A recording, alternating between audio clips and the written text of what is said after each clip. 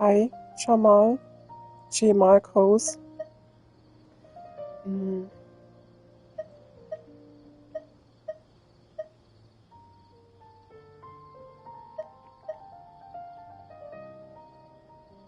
Is it called Wind Wall? Or Salt Wall? Or Samuel Wall? I don't know. I'm guessing wind. No.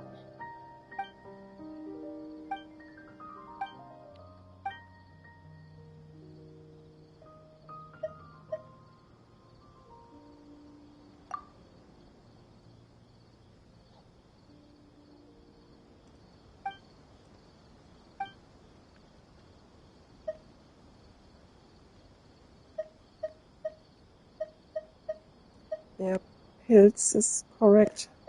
Guessing wrong.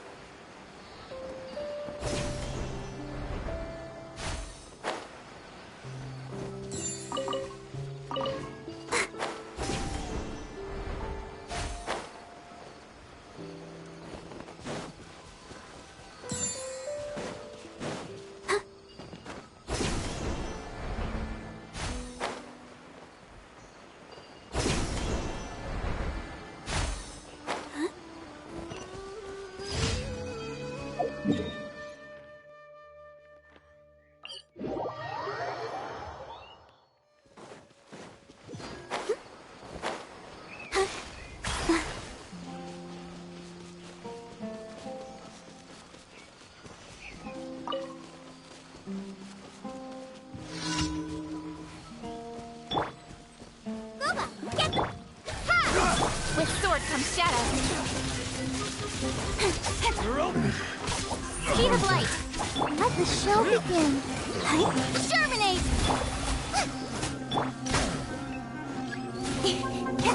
Don't blink.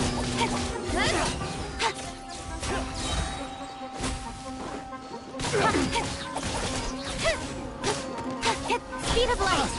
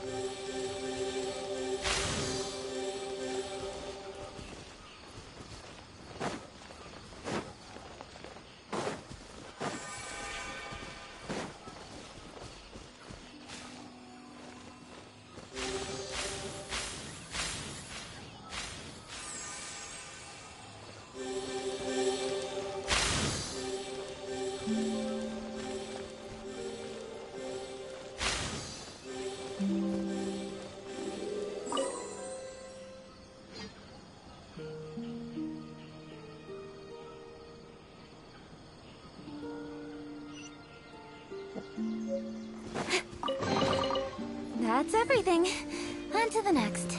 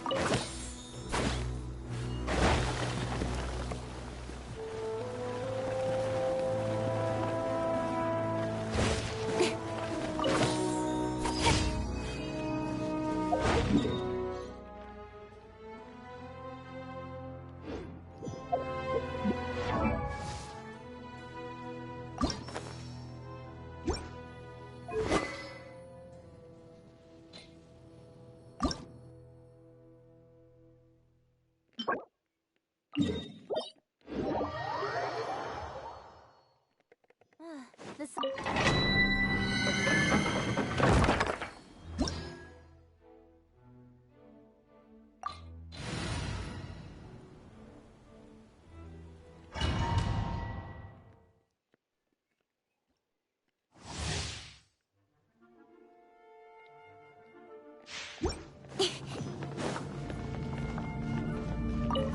Are you here to play with me?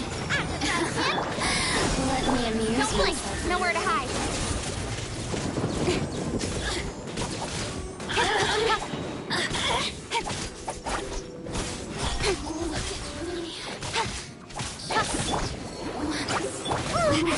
Scatter.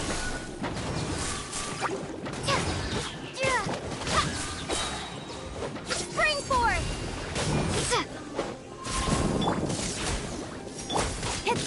Incoming. Over here.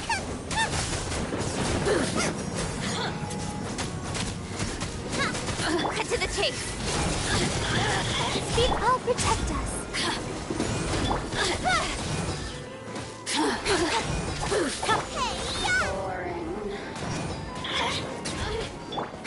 Incoming. Let me amuse the systems.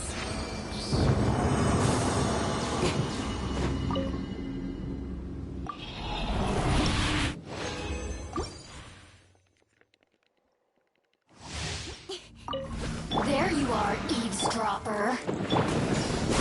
Nowhere to hide. The merrier. Over here.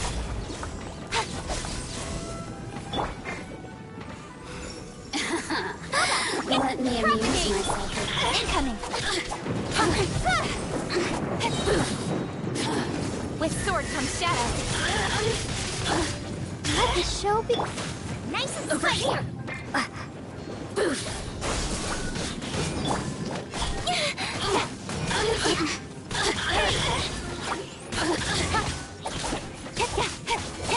Nova, get them!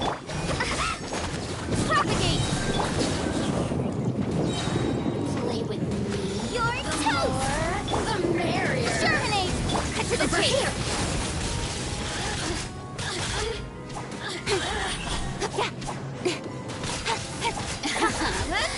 Let me amuse myself a little.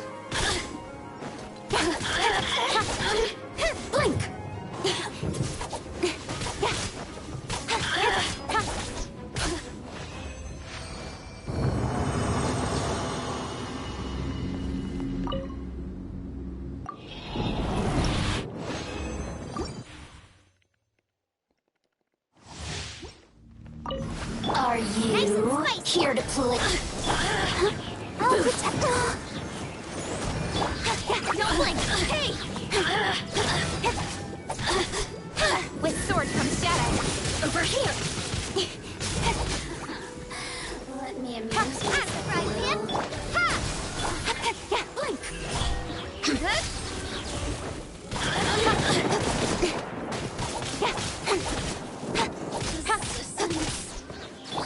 Boba, get scatter.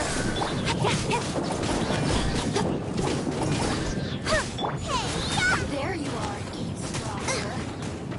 Spring force. Nowhere to hide.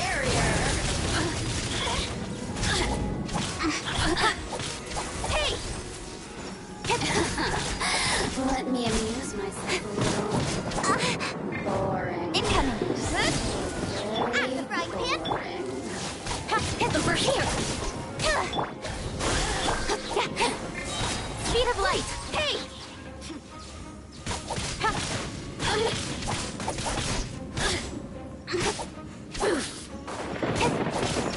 Look at me.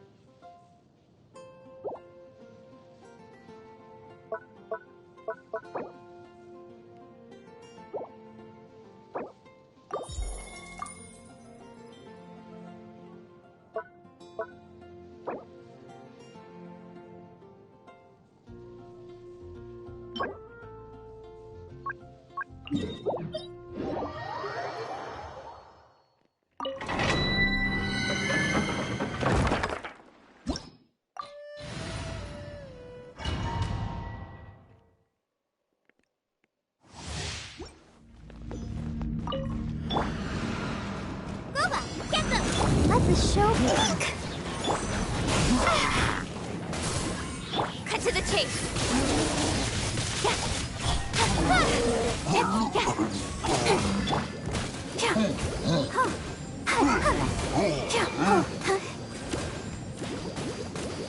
Don't blink.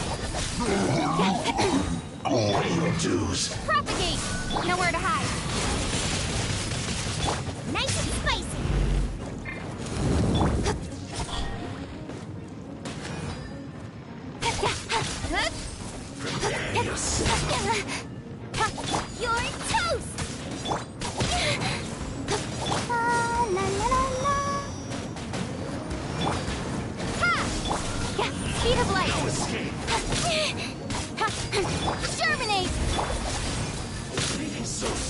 right idea from time.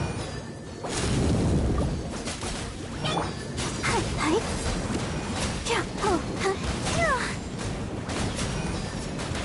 Hi. Oh. Hi. No escape. Oh. Leaving so Out the frying soon. pan into the fire. Prepare yourself.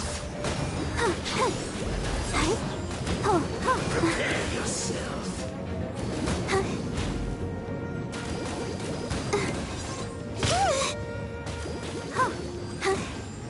No escape. Leaving so soon. You can't run from death.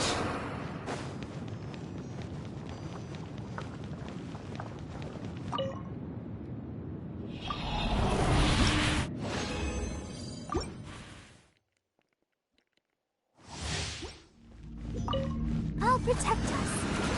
Hi. Don't blink. Hey! Propagate! Nice and spicy!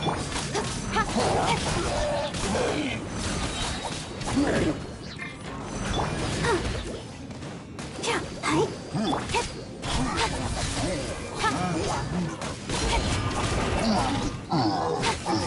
Cut to the chase. Eat this!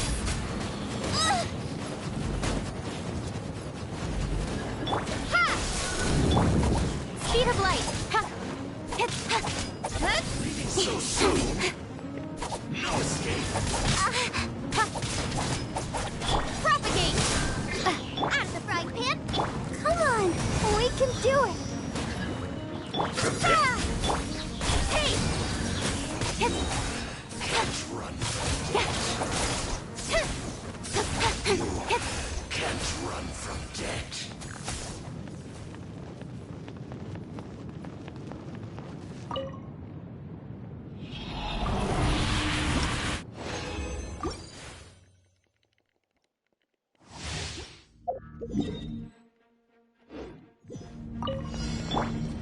Nice and spicy! Scatter with sword from shadow! Don't blink! Let the show begin!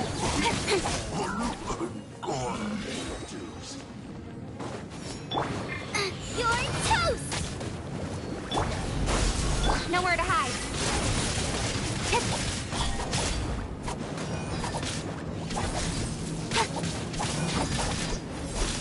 Propagate!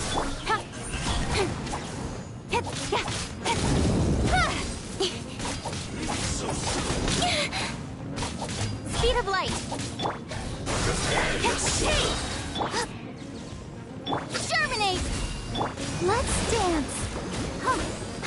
No escape. With sword comes shadow!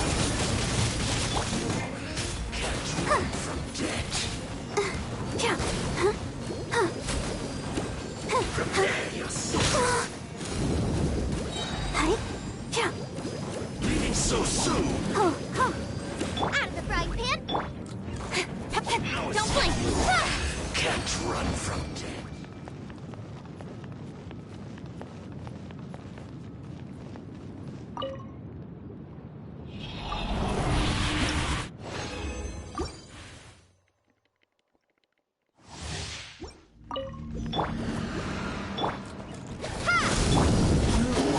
Let the show begin!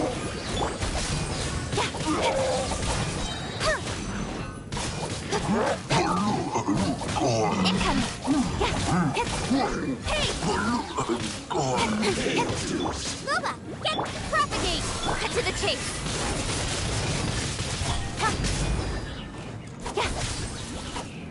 Hey, yeah! No escape so soon. Scatter! Got lucky that time. Change of plan. Ready, steady, go! Nowhere to hide. Speed of light.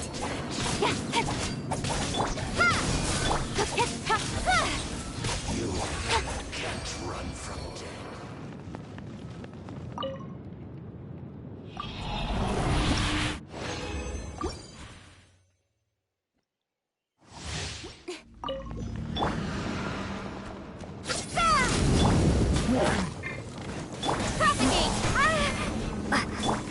down. Don't blink. Scatter. With sword comes shadow. Speed of light. Eat this.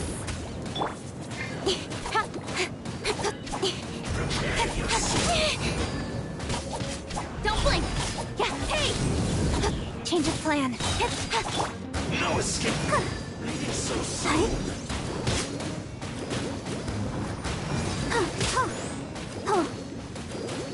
Nowhere to hide. Propagate. Incoming. You can't run from death. Go, Barbara, go.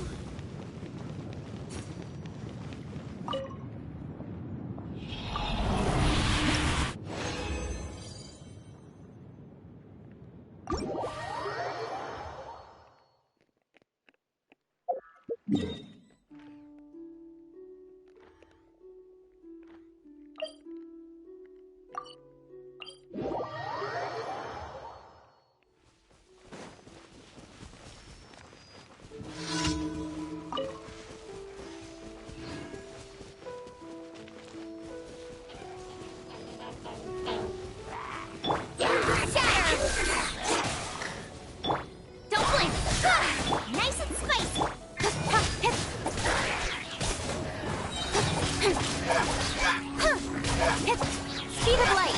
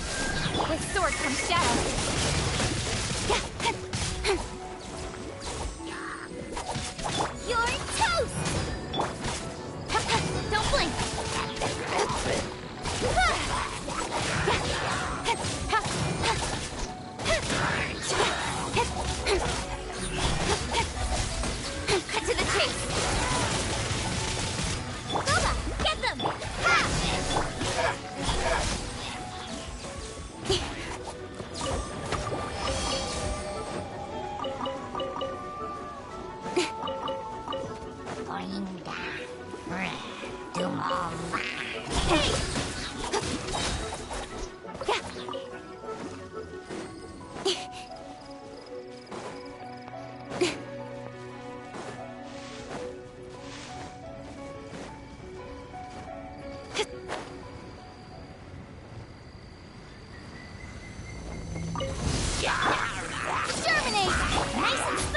Nowhere to hide. Change of plan.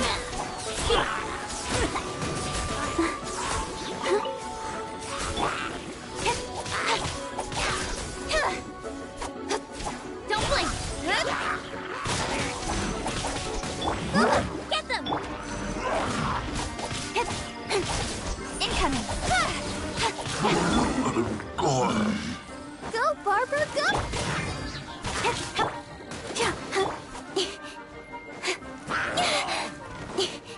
Speed of light.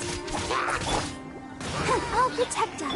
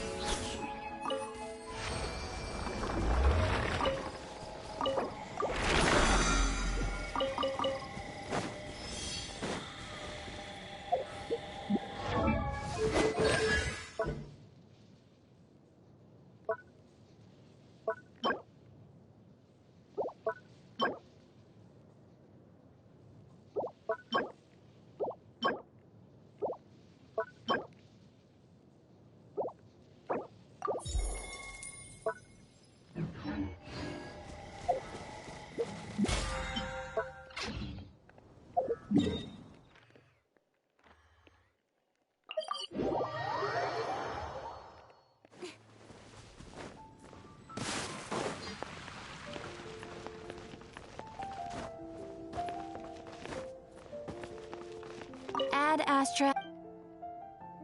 Thank you for completing. Ad Astra.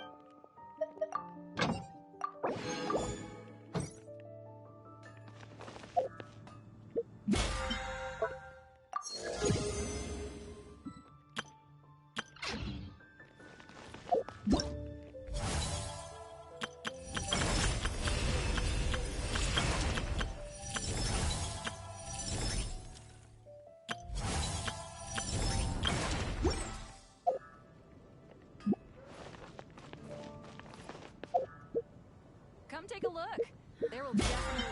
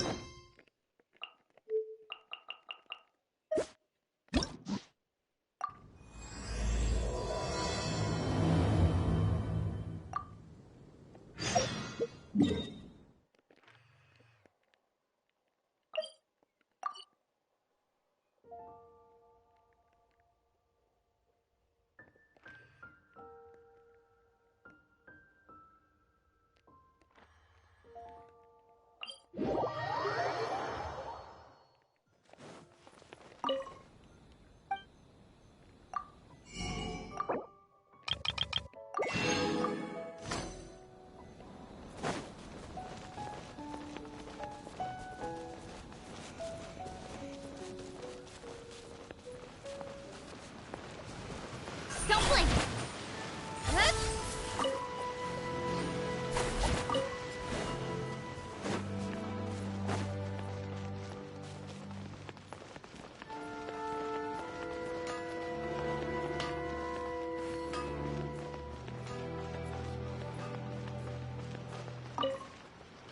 What if the Traveler is also unavailable? Well, that's your problem. It was your choice to get into this mess. Oh, but fortunately for you, it appears your savior has just arrived. Ah, Traveler. Great, you made it. What a coincidence. Well, it's not like you were ever really busy to begin with. Songo, compared to the Traveler, you're the one who has too much free time. No, I'm very busy. I'm busy standing here. I have to stand here all day. Even if it's a commission you're unwilling to take, your excuse is just pathetic. Yes, that's why I've asked you to come over. Allow me to explain.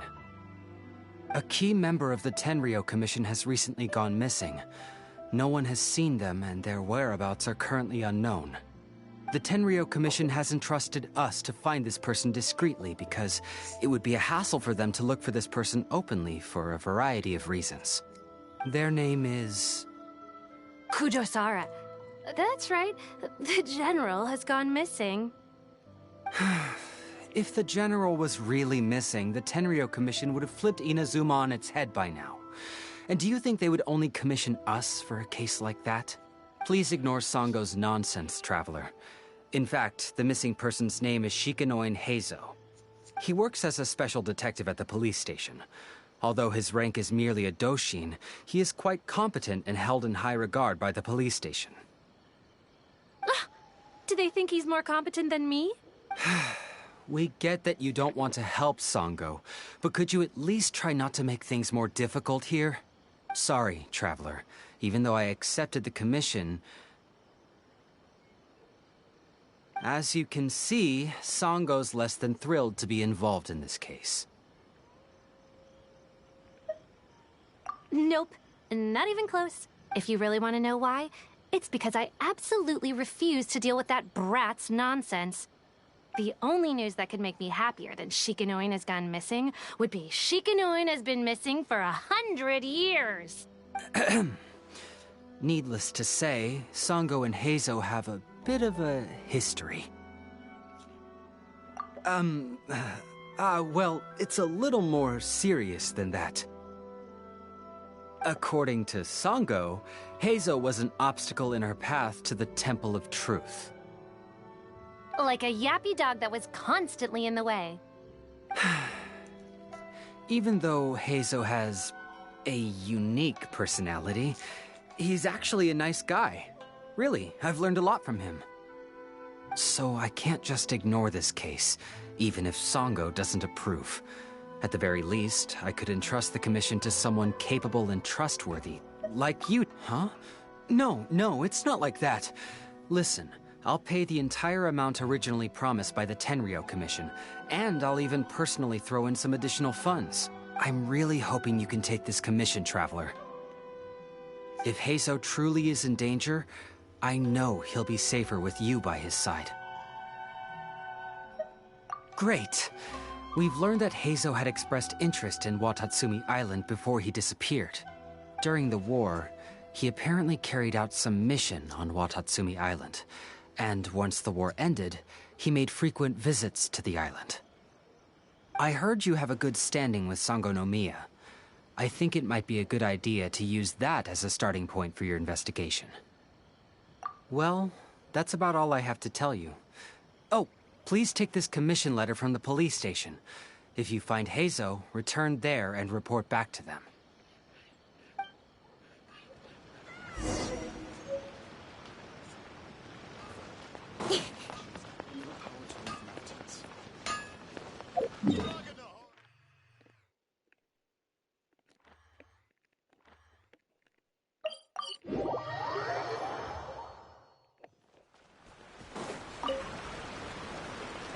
Oh, it's you!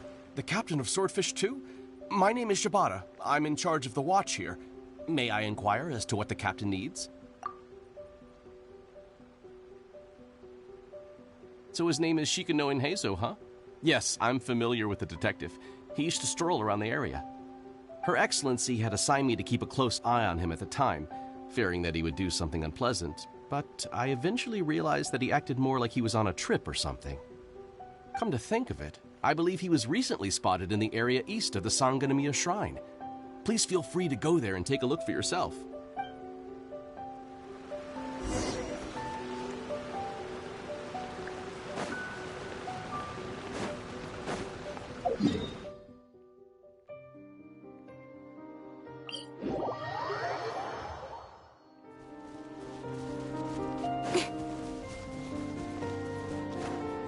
Come on, you guys. I'm nothing but a poor tourist with empty pockets.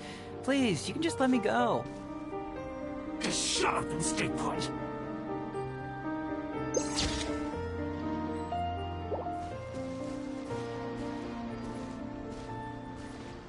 Let's get down to business. Cut to the chase.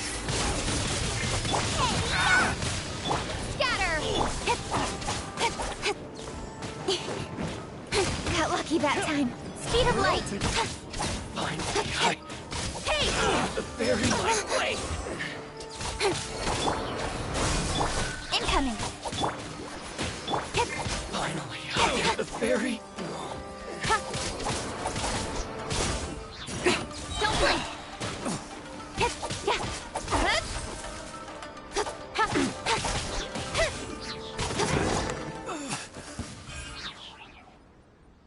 Well, look who it is.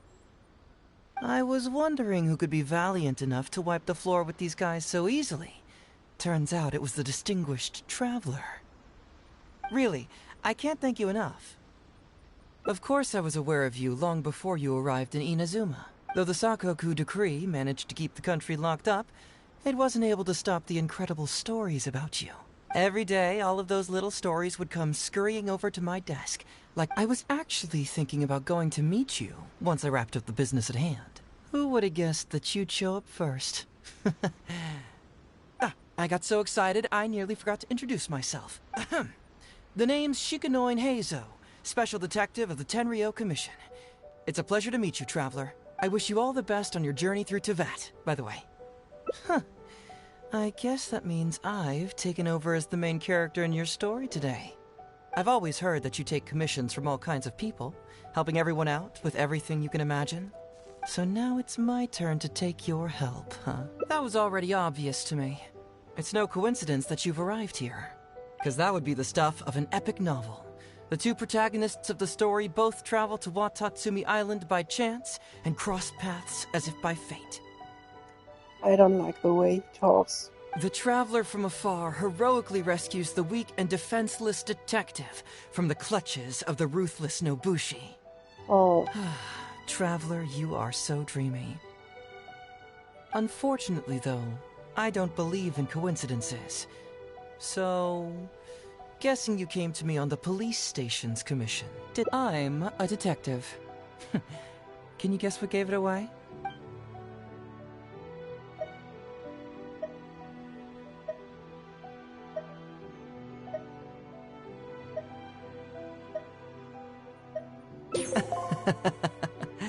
Sounds like you already have some ideas about the work of a detective. Let me ask you this. What's that your little sidekick is holding? If I'm not mistaken, it's a commission letter from the police station.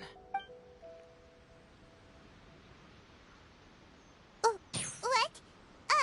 Paimon's just here to take a look. And hey, who are you calling a little sidekick? Paimon was worried she might be in danger, so Paimon came to help. dumb little sidekick, not just a little sidekick. Why are you two staring at Paimon? Is Paimon not supposed to be here? Yeah, I'm also just taking a look. She can look, but you can't. Oh, come on. Don't be like that. After all, this is the first time I've seen a voice. I must admit, I'm most intrigued. Huh? Voice? What are you talking about? Godly mouse. A vision is an external magical focus, right? Well, similarly, a voice is an external voice box. I've heard that the Traveler isn't very talkative, but given how chatty you are, you must be her voice, right? That sounds awful! Paimon's not somebody's voice! Paimon's emergency food!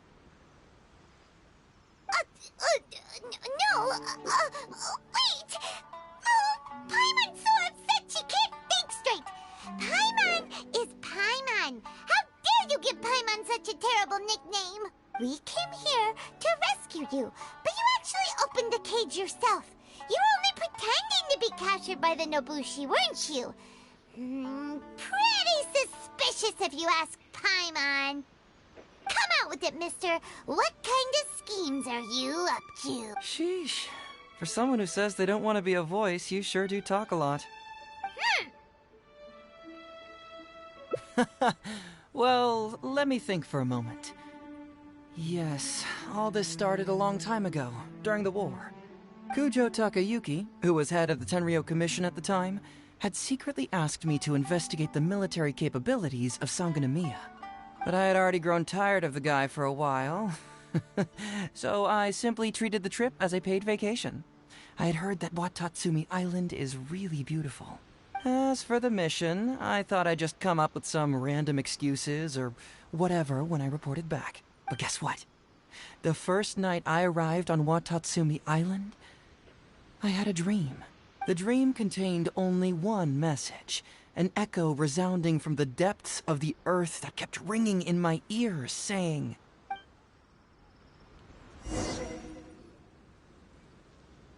"Something vital is missing on this island." Isn't that bizarre? Something vital has gone missing on this island. Has something evaporated into thin air? What could it be? Paimon bets it must be something delicious. You know, because the soil of Watatsumi Island can't grow crops. There's a shortage of food here. Oh. Food, huh? How about you? See, no, I thought so too. But after that, I had the same dream over and over again. Interestingly, I didn't have the same dream again after I left this place. So I became even more intrigued. Was this really just some random dream? Some people believe that dreams represent the divine's helping hand, which I suppose is understandable. However, if you ask me, dreams have nothing to do with the gods. Instead, they are flashes of intuition. It was my intuition telling me that there was something important about this island that... poof! suddenly vanished. So I decided to accept this little commission from my intuition and investigate to see if I could come up with any compelling findings. Unfortunately, who knows? I felt there was something peculiar about them, so I pretended to get captured to see if there were any leads that would... Nah, don't worry about it. These guys were just a bunch of small fries. Besides, your arrival is much more important to me. I have a feeling you can help me find the answer to my dream. So how would you like to partner up on this one? We can work together to solve the mystery. Yes, of course, I understand. But let me ask one more question. Did the police... Well, then it's probably nothing major. Most likely they're short on staff or something petty like that, and they happen to remember their model employee. So since we're already here, why don't we just solve this? Once everything is settled, I'll gladly accompany you back to the police station.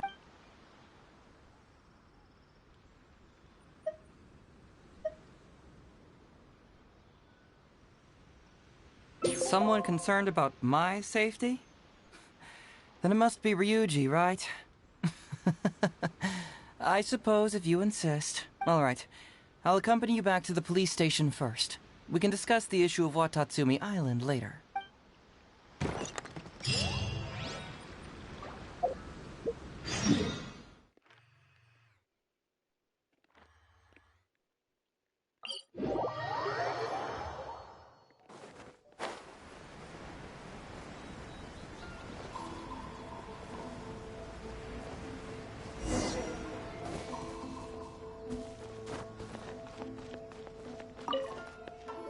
Oh, look who showed up. Heizo, you're finally back. Listen, if you took any longer to come back, everyone at the police station would be toast.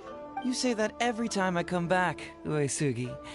However, something does feel a little unusual about the police station this time. Come on, would I ever lie to you?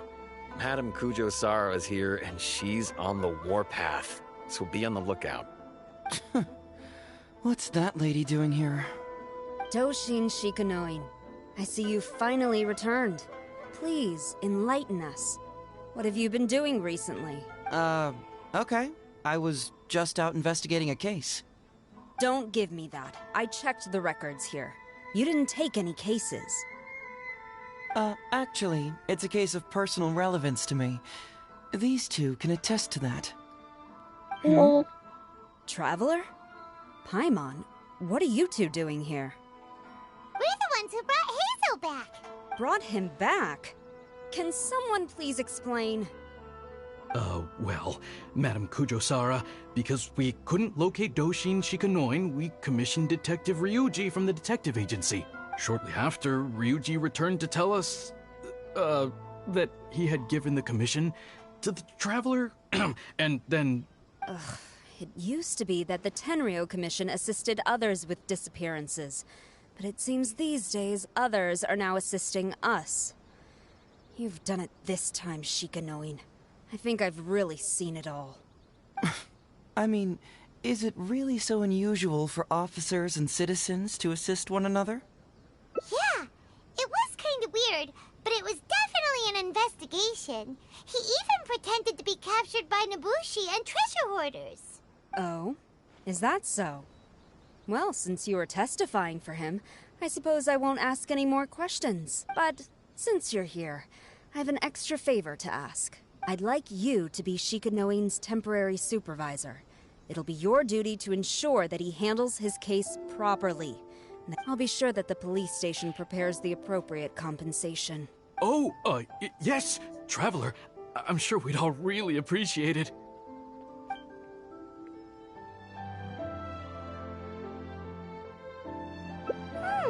Hazel seems to be happy with the idea.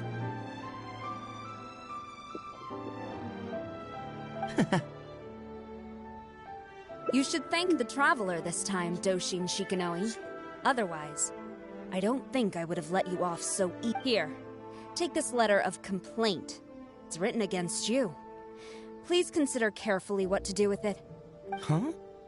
Someone filed a complaint? That can't be right. Why would there be a complaint letter? You must not be doing your job properly, and now you're attracting complaints. No, it really doesn't add up. You two don't get it. Although Madame Kujo-Sara just made some harsh remarks, we all know that Heizo-senpai is a real whiz when it comes to cracking cases. He's the biggest asset on our team. Several leaders have risen through the ranks as a result of his achievements. He's definitely no slacker. Then he must have gotten himself into some kind of trouble. Well, let me see what's the deal here. Oh, and since you agreed to be my temporary supervisor, you'll find the desk where new case files are kept right over there. Would you mind helping me check what cases I need to deal with? Of course, but first I have to confirm what's going on, and whether or not the letter's legit. Please, have a look at the case files first.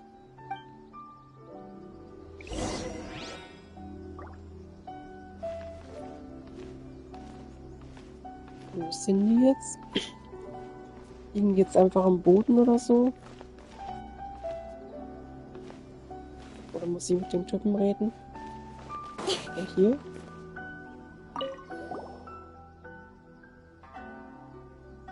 Who would give a dog such a strange name?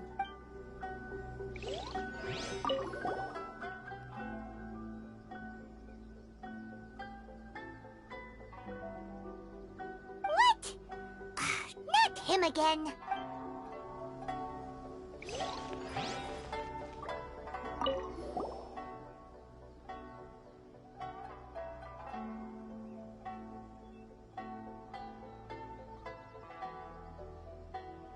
Hazel talks fraud? What's that? Sounds interesting, whatever it is.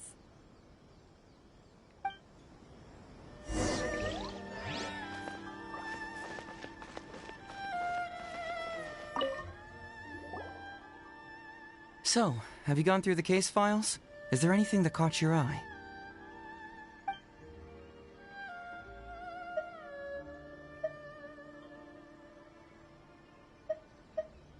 Oh, have they approved it already? Huh. The Tenryo Commission certainly has become more efficient ever since Kujo Kamaji took office. So, what is Hazel Talks fraud? It's an anti-fraud public awareness event. Basically, think of it as a short play about fraud. We'll get a few people to perform an entertaining drama in order to raise public awareness about the issue. Ooh, so it's a play? Paimon likes the sound of that. Well, see, fraud is a major issue here. You've traveled between different nations. I'm sure Mora isn't really an issue for you. You have to understand that scamming the poor of their money is essentially robbing them of their lives. Left unchecked, the situation could potentially deteriorate into something more serious. That makes sense. But It's hard to say. Preventing crimes is more difficult than solving them, there's no doubt about that. Maybe only a small number of people who attend the event will ever actually encounter a scam artist. And even then, of the handful of attendees who encounter said scam artist, I doubt many of them will be able to see through the scammer's ruse. But if even only one person escapes the clutches of a scam artist because of my event, then I'm willing to put on this play for that person. all right, count us in. Today we are the anti-fraud messengers. Great. First, we need 3 actors, 2 to play the scam artists and 1 to play the victim. I already have a couple candidates in mind for the roles of the scam artists, so come with me to the Grand Narukami Shrine. Ooh,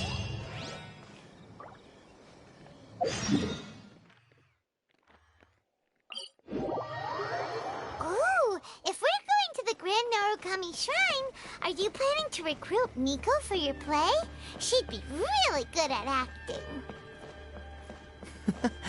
Well, I guess you'll have to wait and see.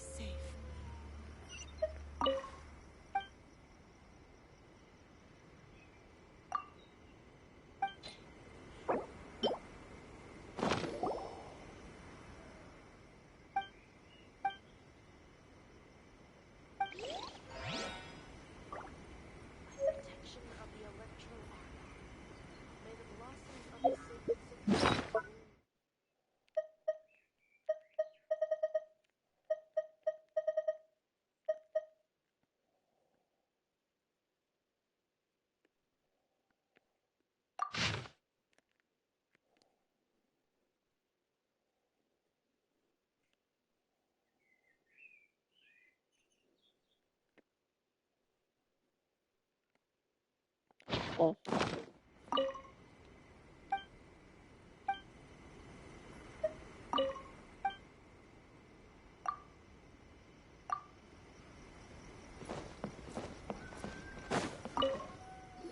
Hazo, what are you doing here, you little brat?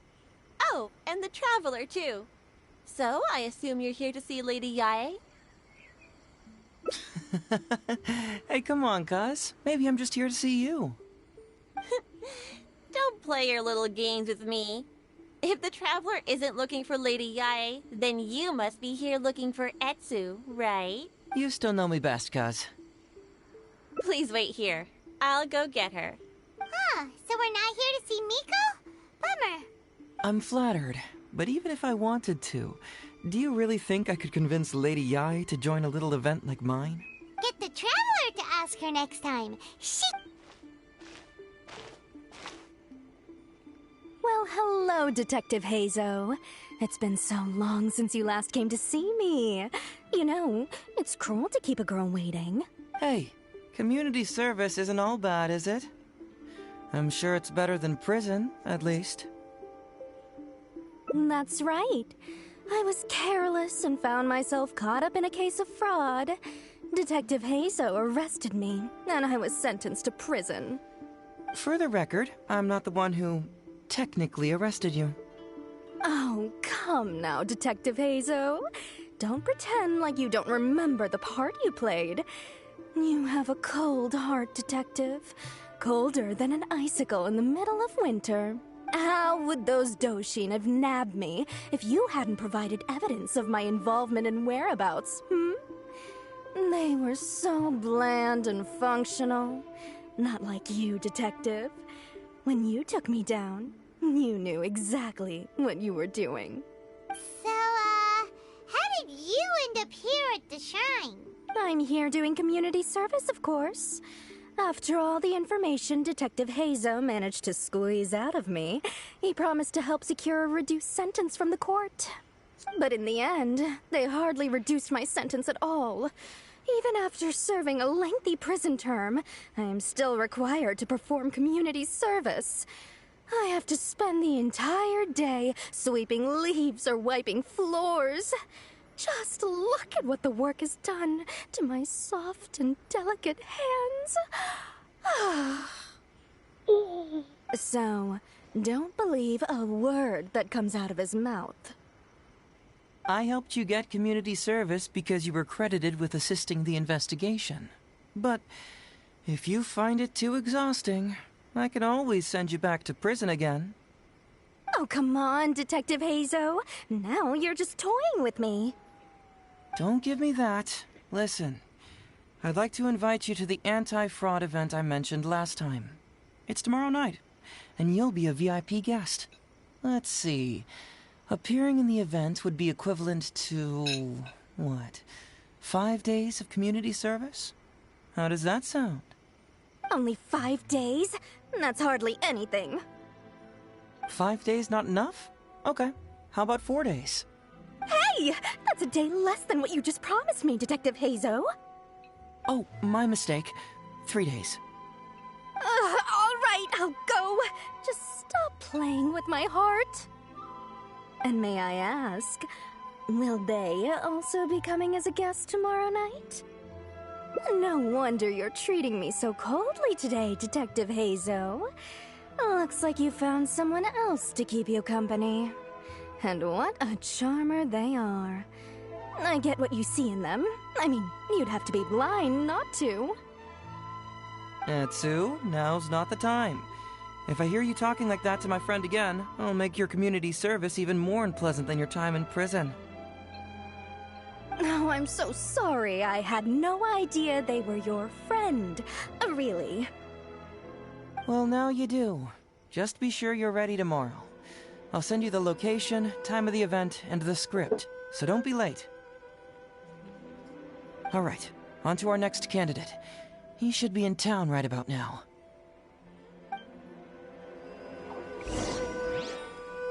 I apologize for earlier. I don't know what came over me. Oh, Detective Hazo? He can't stand people like me, I'm sure of it. Although he Sounds polite and friendly. I can tell that he treats inmates convicted of fraud differently. He's really got something against us. Do you think he may have been defrauded himself before? Impossible. Who could ever be cunning enough to fool Detective Hazel like... Hello there, traveler. I must apologize for my cousin. He must have been causing you all kinds of trouble. He's always been quite a handful. But I promise, he doesn't mean any harm. If he goes too far, please, by all means, put him in his place. And if he dares protest, just tell him he either does as he's told, or he'll have me to answer to.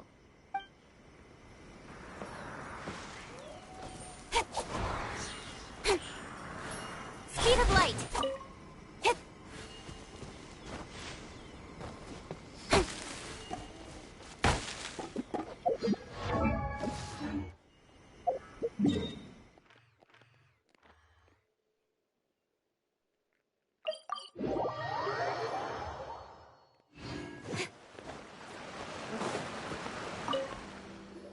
Mr. Iba, how are you doing?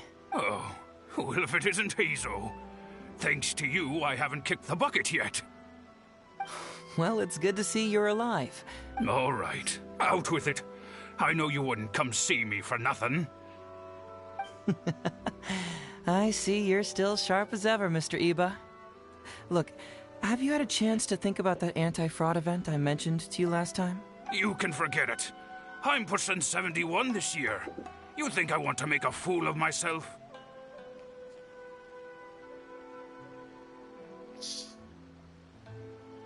Are you sure? You know, this event is very well funded.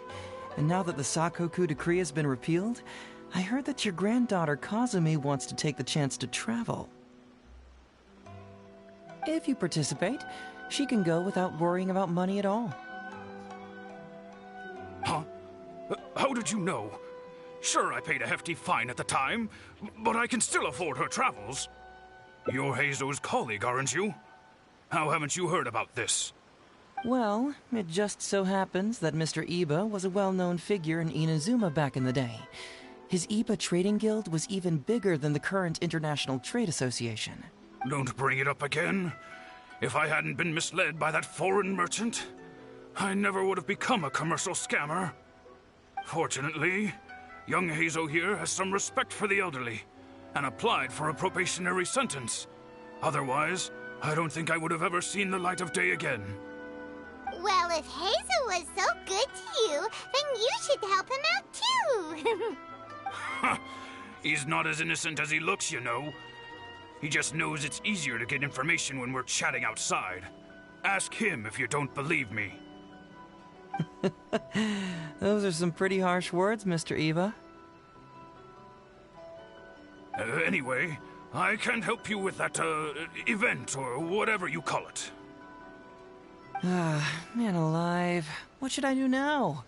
I already told Kazumi that you'd show up and caution everybody about avoiding fraud. I'm sure it'd be beneficial for everyone, and Kazumi even agreed to come and listen. How can I explain to her that you were too worried about being embarrassed? Oh, she might even think that you feel no remorse at all. You imbecile! You should have told me about this first!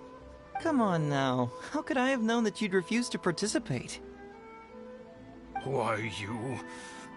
Ugh. You sure are a crafty one, just like your father. So you'll join us? What choice do I have? Using my granddaughter to force me into some event. People these days. The world needs you to step up. I will send the time and place of the event as well as the script, so don't forget to prepare.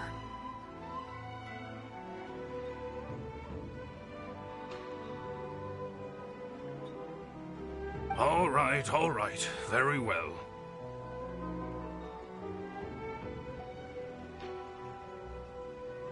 Well then, now we only need to find the last person to play the role of the fooled victim. We don't want someone too clever for this role. Otherwise, they'd see right through this ruse and the drama would come to a grinding halt.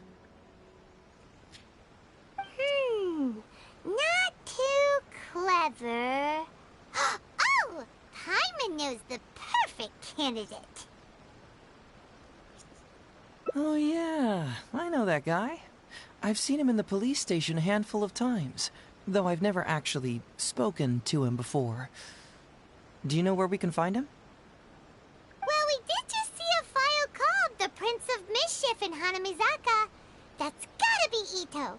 He must be in Hanamizaka. All right then. To Hanamizaka we go.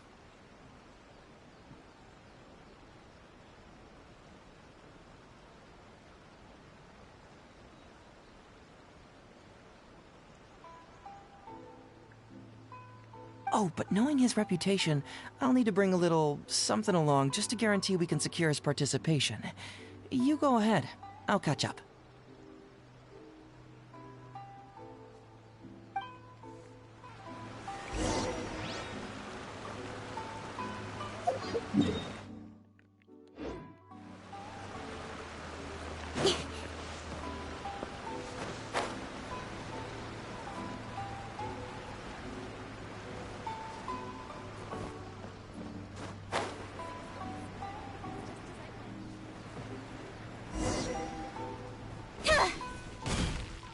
How about that, kiddo? My little Prince of Mischief's got some moves, huh?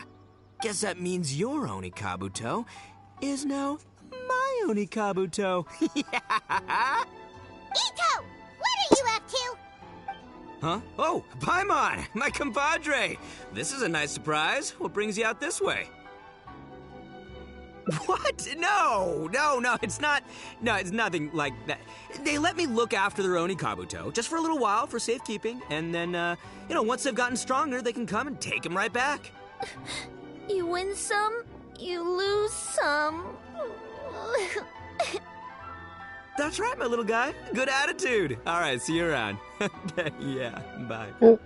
There's just no helping this guy. Oh, an anti-fraud event? I'll level with you, compadre. I have no idea what that is, but if you want me there, I can think of nowhere I'd rather be. Oh, except that there's this Onikabuto Battle Royale tomorrow night that I was planning on going to. Yeah, it's gonna be huge. No holds barred, winner takes home all the Onikabuto. And, as you can see, my Prince of Mischief has a pretty good chance of winning this thing, so, if it was any other day, you know? Do you think all of those Onikabuto together would be a match for my one? Here's a picture. Let me know what you think. Huh? What this? What is this? How'd it get so big? What are you feeding this thing? Look at those beautiful demon stripes, those razor-sharp horns. Is this the fabled Emperor Onikabuto? This is a small token we provide for VIPs.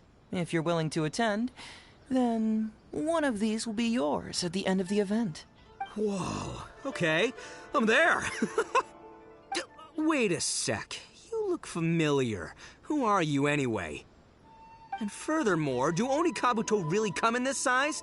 You're not trying to con me, are you?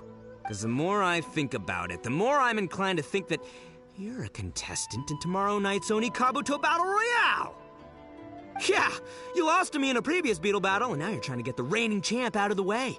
Without Prince of Mischief to contend with, you'll be free to sweep in and take all the Onikabuto.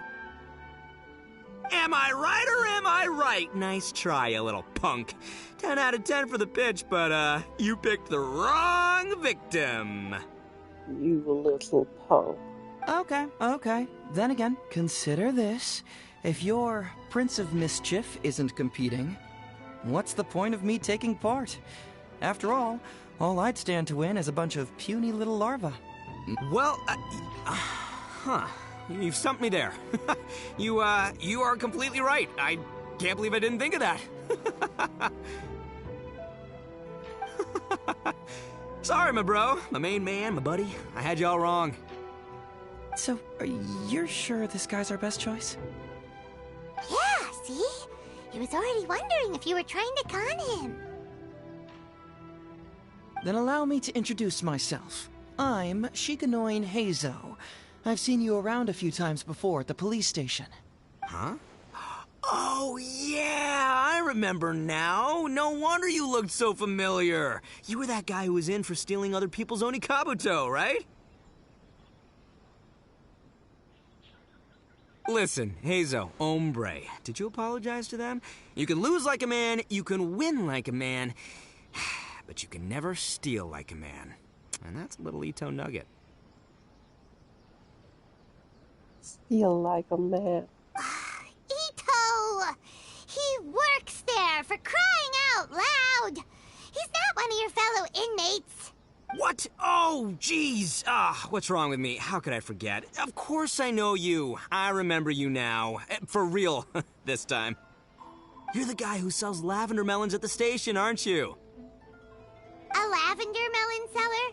At the police station? Don't be ridiculous! I know what I saw, okay? Several times now I've been sitting there starving in jail when this guy comes and slips me a few lavender melons on the sly. Didn't even want payment. Solid guy. Yeah, that was me. But it was only because your assistant, Kuki Shinobu, asked me to look out for you. What? So Shinobu was behind it? Wait, so, hombre, you're not a lavender melon seller? Look, we're getting hung up on all the wrong details here. The important detail right now is that I am the host of tomorrow night's event. And if you show up, the Oni Kabuto in the picture is yours. Deal? Deal. Done. But, could I get another look at that picture first? Just, a little peek-see? You'll have all the time in the world to inspect the real article once the event's over.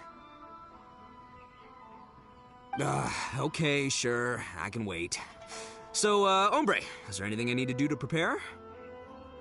Because if I'm doing this, I'm bringing my A game, all right? No half measures here. I'm gonna do this right.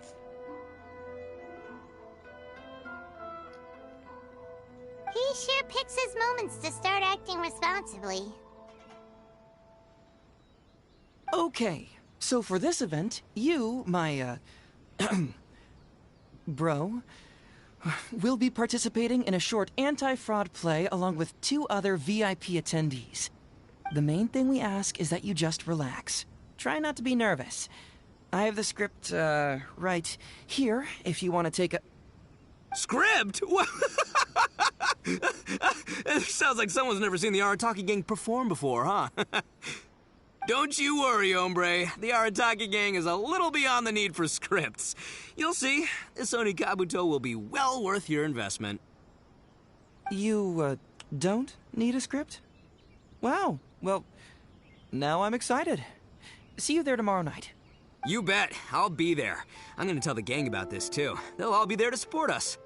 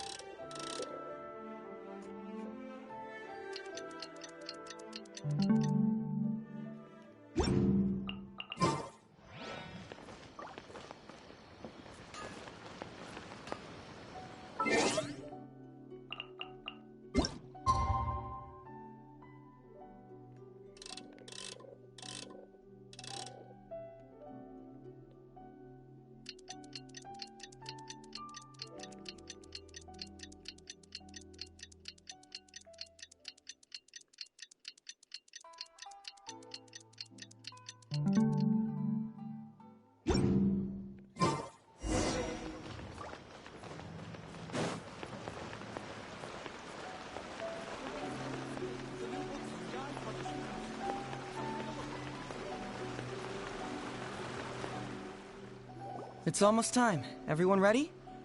All right. Then let's get this show started. Oh, I can't wait, Mr. Heizo. Let's get going, Heizo. Emperor Oni Kabuto, hang in there, Your Highness. It takes years to make a fortune, but only a moment to lose it all to a scam artist. welcome to the first Heizo Talks Fraud. I am your eponymous host, Heizo.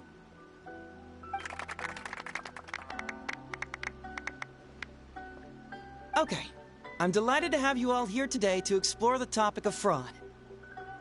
To help everyone avoid becoming the victim of scam artists themselves, we thought we'd invite several VIPs with a lot of experience in this area to perform a little play with an anti-fraud message. Please join me in welcoming to the stage Miss Etsu, Mr. Iba, and the venerable gentleman, Mr. Arataki Ito. Without further ado, let the show begin.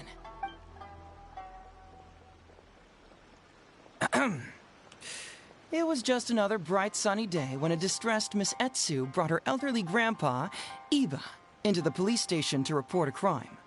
There, they were greeted by a kindly Doshin, surname Arataki.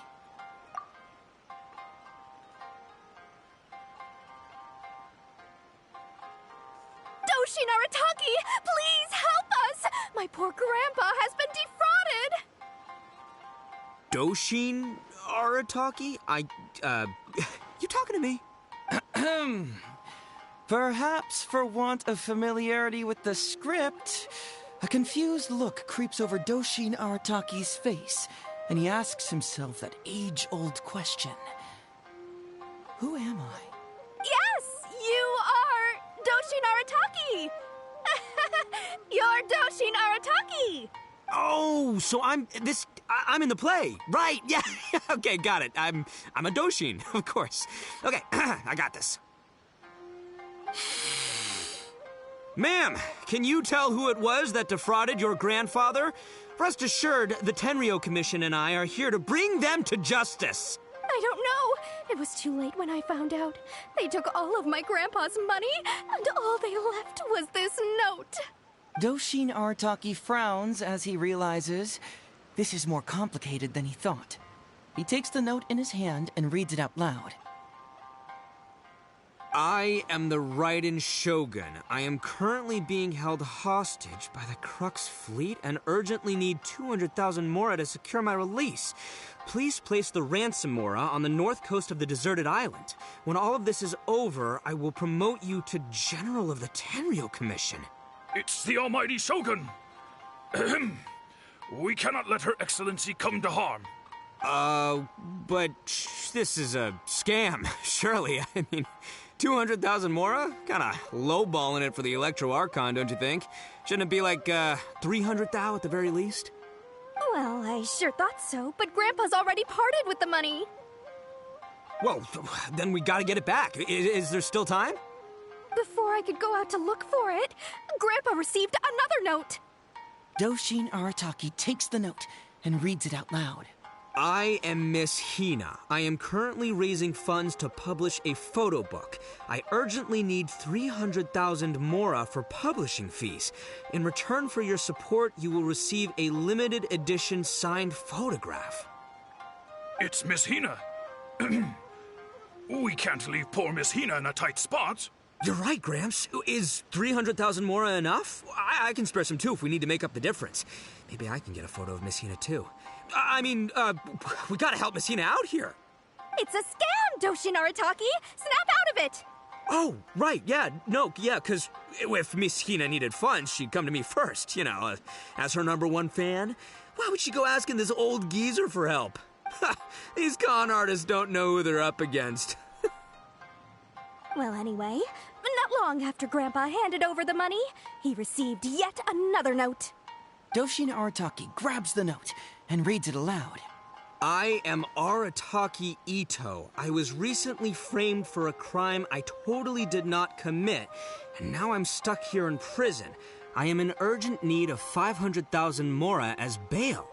In return for your help getting me out, I will bring the whole gang over to thank you personally at your house. Must be a scammer, surely.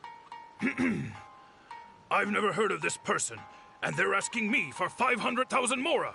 Wait a minute. This is a scam. I'm Arataki Ito. You are? But your name tag says... Doshin Arataki follows Miss Etsu's gaze to the name tag emblazoned on his chest, which reads, Arataki Shmito. Shmito. Arataki Otto. What kind of whack job script is this? Am I me or ain't I? So, the bail money? Nope, no way, not a chance. Arataki Ito would never ask innocent people for Mora in order to post bail. Whoever wrote this is a liar and a cheat. And we gotta get out there and get this guy off our streets. But just as Doshin Arataki is being overcome with righteous indignation, the sound of Miss Etsu's weeping brings his attention back to her.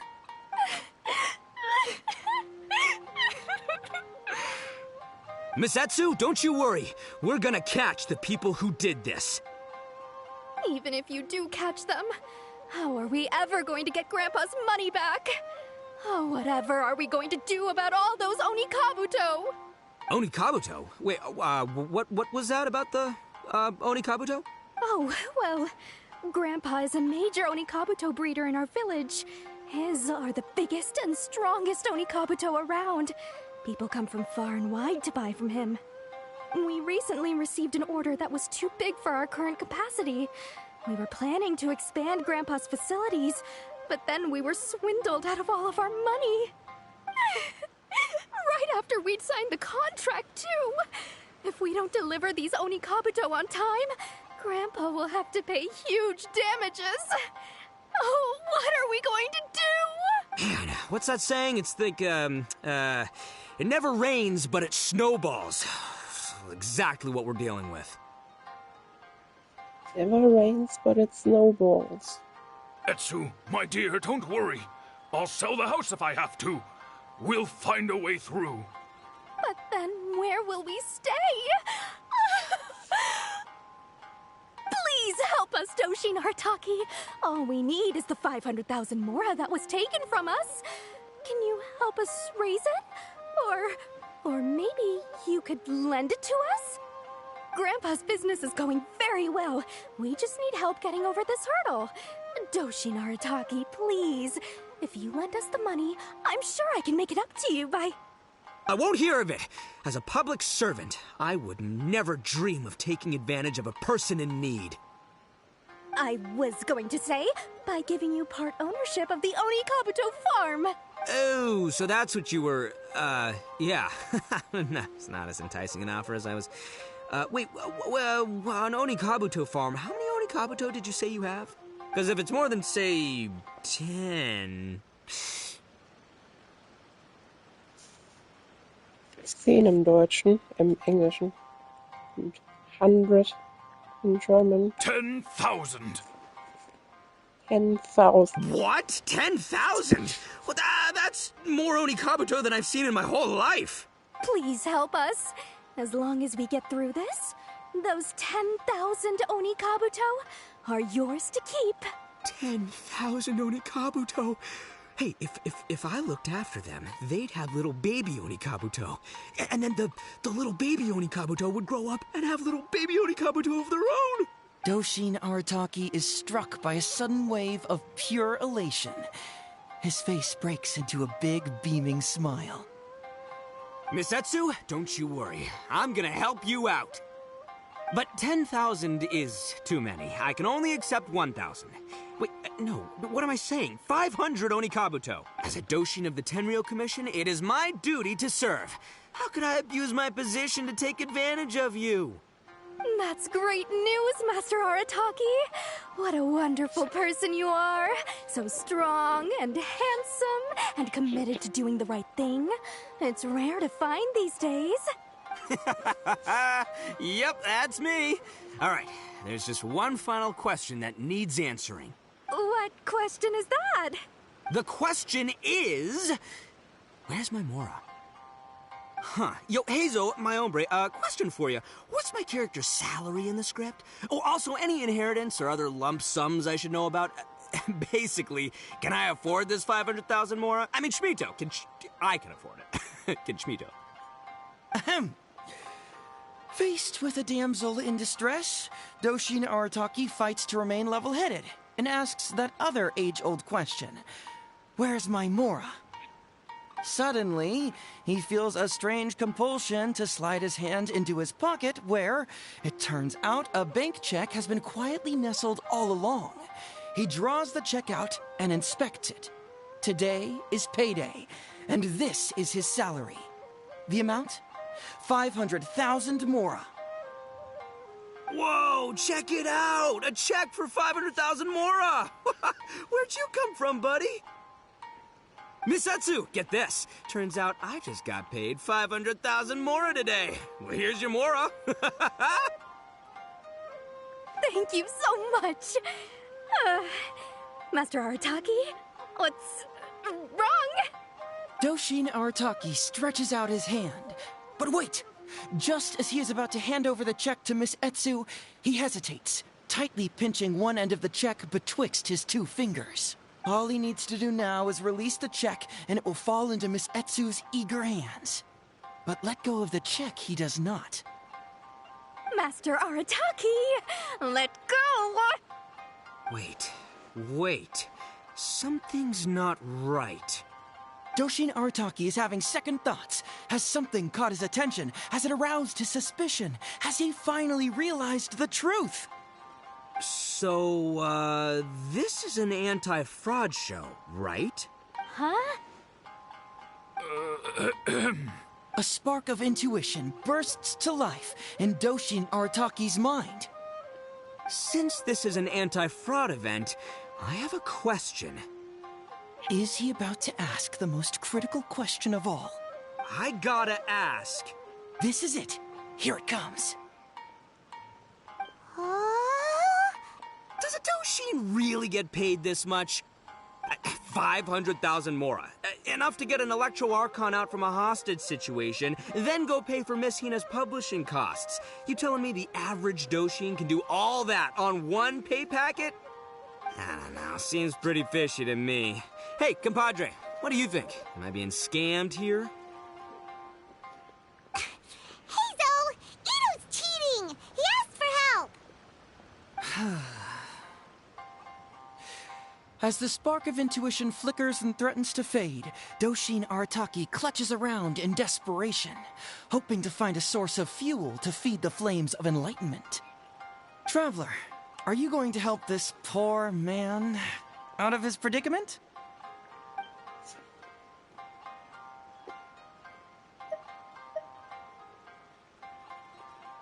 Aha! Etsu and Iba! So that's what's going on here.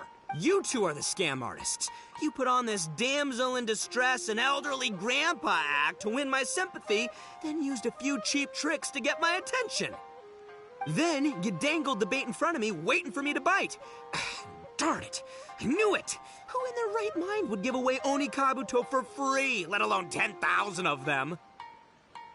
It's too good to be true, and that's how I know you're the scam artists. You got a lot of nerve trying to scam a Doshin. You're coming with me, and you'll give a full confession if you know what's good for you. Finally, with the help of his intuition and a little guidance from beyond the void, Doshin Arataki successfully avoided being defrauded. Not only that, but he asked a critical question. Who in their right mind would give away Oni Kabuto for free? I ask you all, is there such a thing as free Oni Kabuto? Free Mora? Or does nothing in life come for free? All right, remember, it takes years to make a fortune, but only a moment to lose it all to a scam artist. Thank you once again for watching Heizo Talks Fraud. Stay alert, everybody, and see you again next time.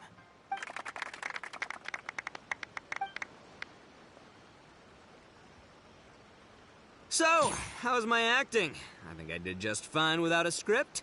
Those two would-be scam artists need to up their game if they want to have a chance of taking me down.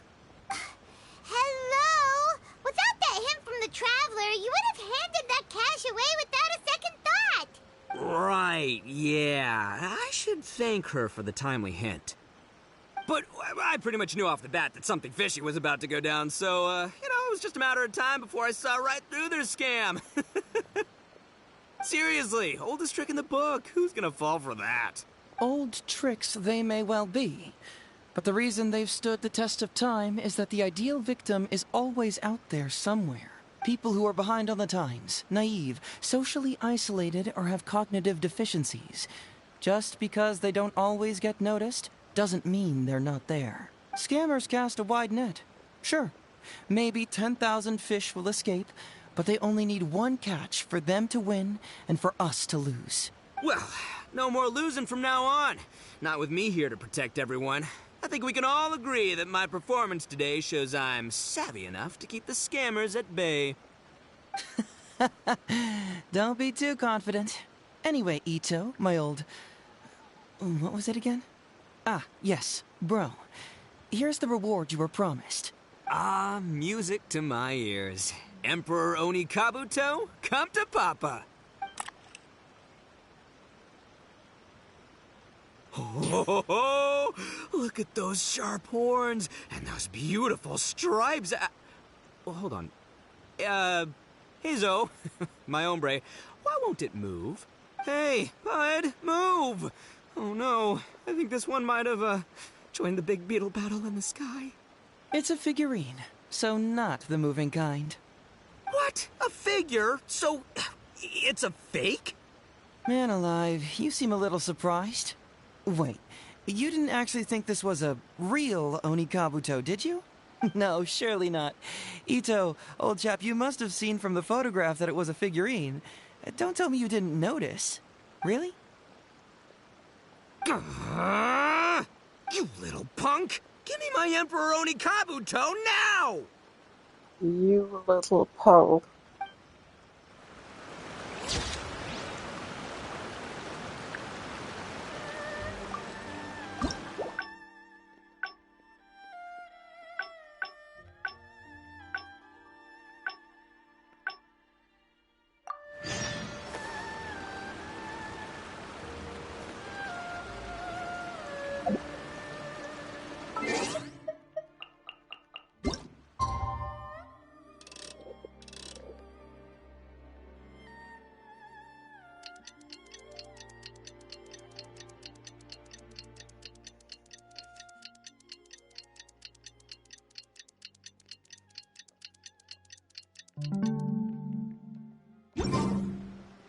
It's almost time. Everyone ready? Oh, I can't wait. Let's get going. Emperor Oni Kabuto. It takes years to make a... Okay. To help everyone avoid becoming the... Follow my heart. All right, then. There's no way a Doshin makes 500,000 mora in a single pay packet. Two innocent victims, Miss Etsu and Mr. Iba, come to a Doshin for help. And the Doshin, what, whips out a 500,000 mora check? There's only one possible explanation. Who's got two horns and carries around a fake checkbook? Yep, this guy.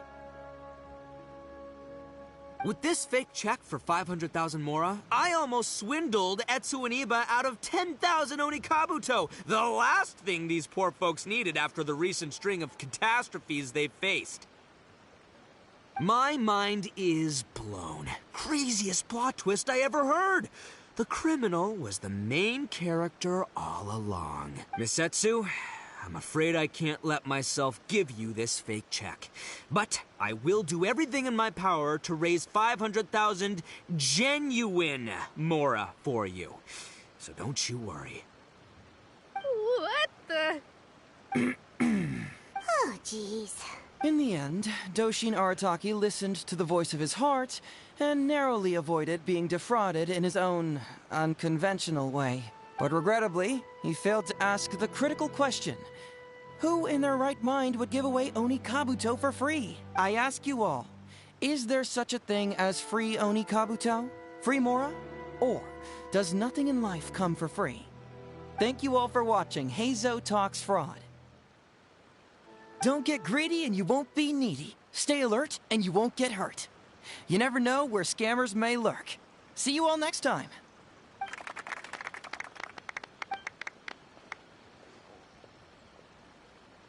Wait, my man, what did you mean when you said I avoided being defrauded? I thought I was the fraudmeister here. Maybe someone should have read the script. Miss Etsu and Master Eva were the scam artists. Duh! You were the one they were trying to scam. What? Huh? I was being conned? Darn, I can't believe they got me. Well, you still managed to protect your money. In the end, they didn't succeed. Yeah, but that was a happy coincidence. They scammed me, and I fell for it. Happy little accident. Guessing it wasn't your first time either, huh? It was such a cheap trick, too. This is killing me. The trick is a common one for a reason, but don't underestimate it. That's how you end up being a victim. But how am I gonna protect my gang if even I get fooled by such cheap tricks? Don't blame yourself, old chap. In fact, you know what? I was also conned today. Yeah, me, of all people. Does that make you feel better? You too, hombre? No way! No, that's impossible. You're just trying to cheer me up. Oh, no, it's the truth. Please, just take a look at the present I got for you. Wait, why can't it move? That's just it. I'm sorry to say, it's just a figurine. What? A figure? You mean, it's a fake? Yeah, and it's all my fault. I was duped by the Onikabuto vendor's false advertising. What a colossal fool I am. Taken in by a common street vendor? Ugh. So you really were conned, dude! Let me take a second to let that sink in. Gotta say, although I didn't get my Emperor Onikabuto, somehow, knowing that even Hazel got conned kinda puts me back in a good mood. It's, strange. Maybe I'm sharper than I'm giving myself credit for. Great minds think alike, so, me and my hombre here, kinda equally matched. Hey, by the way, compadre, looks like you're the only one out of the three of us who didn't get conned today. But you better watch out. We got fooled not because we were stupid, but because those scam artists are some crafty dastards. I want you to have this figurine as a reminder of the fact that today, Hazel and I both got conned, but we both grew a little wiser too. I hope that whenever you see it, you'll remember how cunning those con artists were, and how difficult it was for Hazel and I to see through their schemes. Then, you'll always keep your wits about you, and you'll never become a victim yourself. Yep, that's right. No one will ever manage to con you.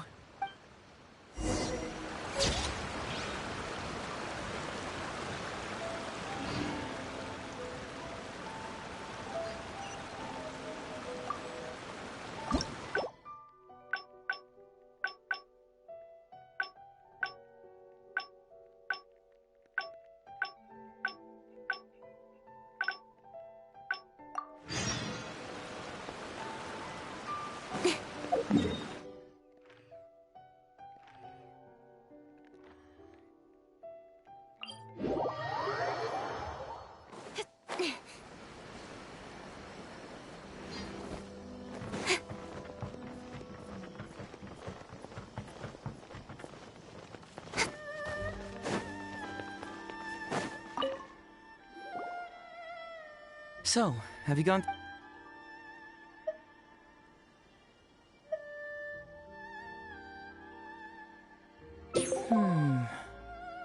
I was hoping I wouldn't have to drag you into this, but it's just occurred to me that with your help... All right then, tell us about the complaint letter. It's from Sango, the president of Bantan Sango Detective Agency. I assume you've met her before? You can say that. Sango's complaint letter accuses me of abusing my power for personal gain and blatantly concealing the truth behind the Ryuji case from years ago. Seriously, do I really seem like the type of person who'd do that? Concealing the truth? That definitely sounds like something you would do. Hey, don't judge a book by its cover, alright? Let's just go to the detective agency and talk...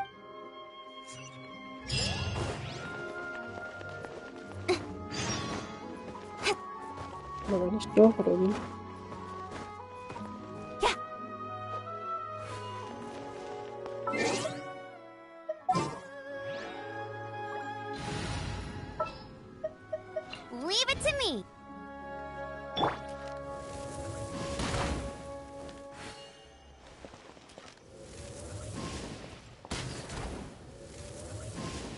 Have we really run out of exciting cases?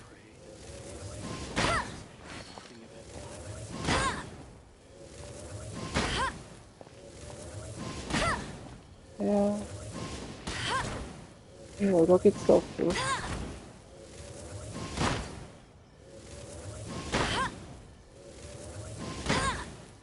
Ja, ruhig.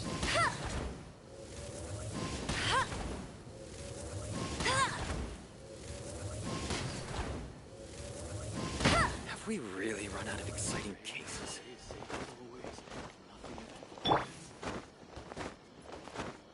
Ja, ist auf jeden Fall komisch gemacht hier, diese Stelle hier. Klettern.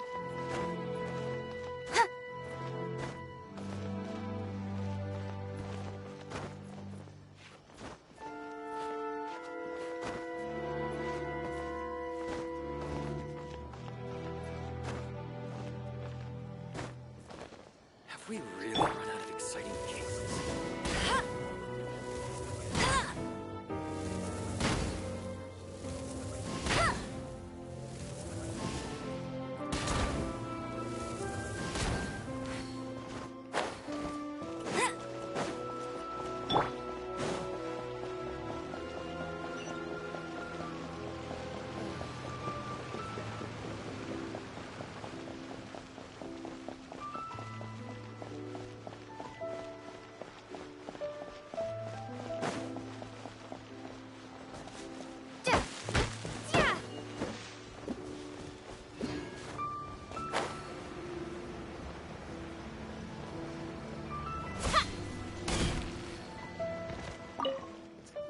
Welcome back, Mr. Heizo.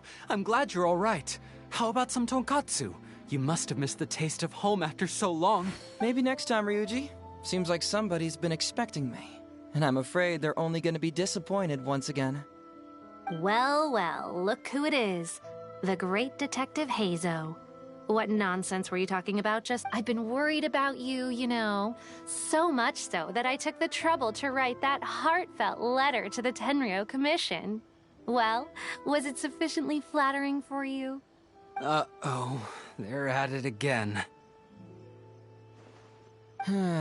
Let's not waste the traveler's time, Sango. Just tell me, what do you want? Fine by me. My request is simple. Disclose all the details of the Ryuji case. It's time you stop hiding the truth and let me investigate it thoroughly. First of all, that case has already been solved. Second, I've disclosed everything the police station has on the case. And third... Enough! You can only fool Ryuji with that. If you don't want to cooperate, I can assure you that I will write more letters to the headquarters of the Tenryou Commission. I will not give up on this case. Wait! Hold on! Can someone please explain what's going on here? All right, let me explain. Several years ago, a terrible murder took place in the police station. I was still working at the Tenryou Commission then, and the victim was actually my dear boss. Due to various factors, I was deemed to be the top suspect, which is why it's called the Ryuji case. Also, Heizo wasn't a part of the police station back then.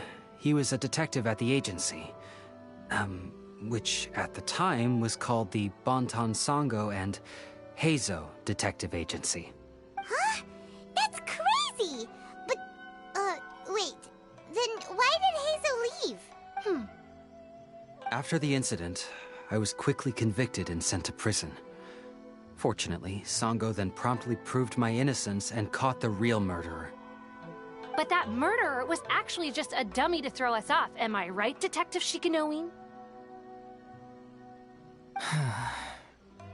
Sango thought that everything went smoothly, so much so that she suspected the real murderer was someone else. Of course, Detective Heizo was also helping with the investigation, but after a long time, he still came up empty-handed. Later on, he decided to join the police station to continue his investigation on the inside, which is why he left the detective agency. Ha! That's what I thought too. I was foolish enough to believe that Detective Shikanoing and I shared a common goal. But I was wrong about him. He has no sense of loyalty at all. He just wanted to become an official as a means of gaining fame and fortune. Come on, stop exaggerating. Let me set the record straight here. First, I joined the police station long after that murder case happened, and it had nothing to do with any inside investigation. That's just somebody's wishful thinking. Second, purely out of curiosity, I did investigate the case later from within the police station. My conclusion was that the suspect Songo had caught was in fact the real murderer. And lastly, when Songo didn't buy my conclusion and asked me to disclose all related case files from the police station, I did exactly as she asked. I didn't hide anything. He's lying right through his teeth. That's it. I want this to end once and for all. Since the Traveler's my supervisor today, they have complete access to all the police station's files. If she's willing to help re-examine the case and arrives at the same conclusion that I did, then you won't have to doubt me anymore. Whoa. Unless you don't trust the Traveler. Come on, say it. It's not about whether the Traveler's trustworthy. I'm just wondering if you will interfere somehow. The thought never even crossed my mind. You have to swear that you will not mislead the Traveler by any means, and let her investigate the truth on her own. No problem. Cross my heart, hope to die. Well, Traveler, are you willing to help me with this? Will you agree to re-examine the Ryuji case and find the truth? You can bill me later for however much you'd like as compensation. Songo, really? However much they want? Money is valuable, no doubt. But pursuing the truth is the reason I started this agency. The Ryuji case is the only case I failed to solve. I am willing to give you anything.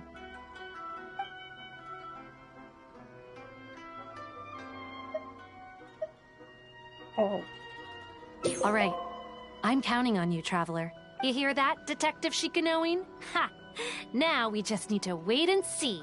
All right, I got it. No need to keep yammering like that. Come on, let's go back to the police station.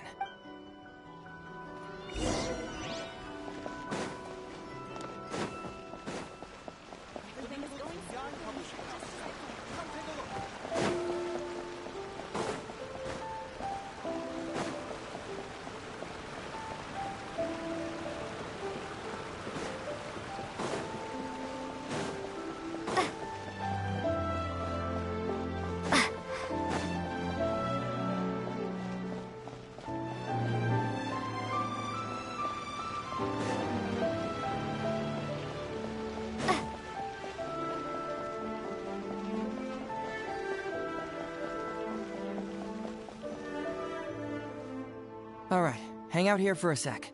I need to go to the archives to get the case files. For now, why don't you go and chat with Yoriki Owada over there? He worked on this case too back in the day. No, you misunderstand. It's not that I want you to look into this. It's just that you're the only one who can. You're the only one I can think of who Songo would ever believe. She trusts in both your qualities and abilities, so I hope your findings can finally convince her and put an end to this whole thing. Sure, she's just writing complaint letters for now, but who knows what she'll do in the future. All right, I'll go get those case files. You go ahead and talk to Yoriki Owada for a while.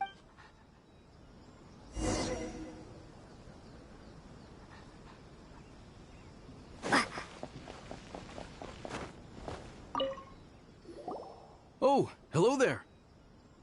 The Ryuji case. Oh, so you want to reinvestigate that one? That was several years ago now, but I still remember it clearly. It's pretty hard to forget something like that, especially when the victim was the head of this police station. His name was Takatsukasa Isamu, the younger brother of Takatsukasa Susumu, head of the Takatsukasa clan. He was really one of a kind. Decisive, brave, and smart. He was much younger than me, and I'm sure he would have gone far in the Tenryo Commission, if only he was still alive. What a shame. People will believe anything they hear. Everyone in the police station knew that Ryuji saw Takatsukasa Isamu like a father. Ryuji was an orphan, you know. Before he joined the station, he had been taking odd jobs here and there. It was Isamu who really took him under his wing. Ryuji was simple and not particularly bright, but he was very loyal to those who treated him well. He's also hardworking. Isamu must have seen these qualities in him and decided to keep Ryuji by his side. Ryuji worked with him for years after that, and was even promoted to be his personal assistant. Do you really think Ryuji would do anything to harm him? So, then why was Ryuji convicted? Even Paimon can tell that's a mistake. Well, here comes the interesting part of the case.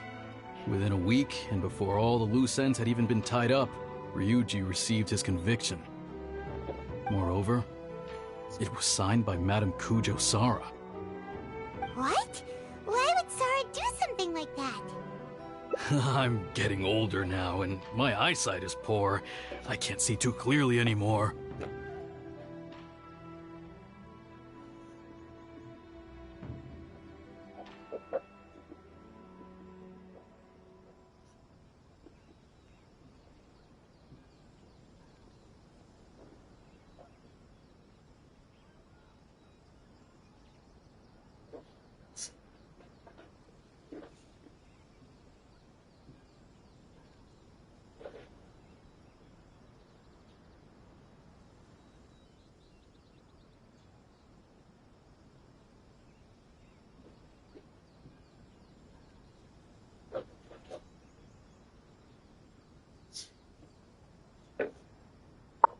Hey, come on, Yoriki Owada, there's nothing to see.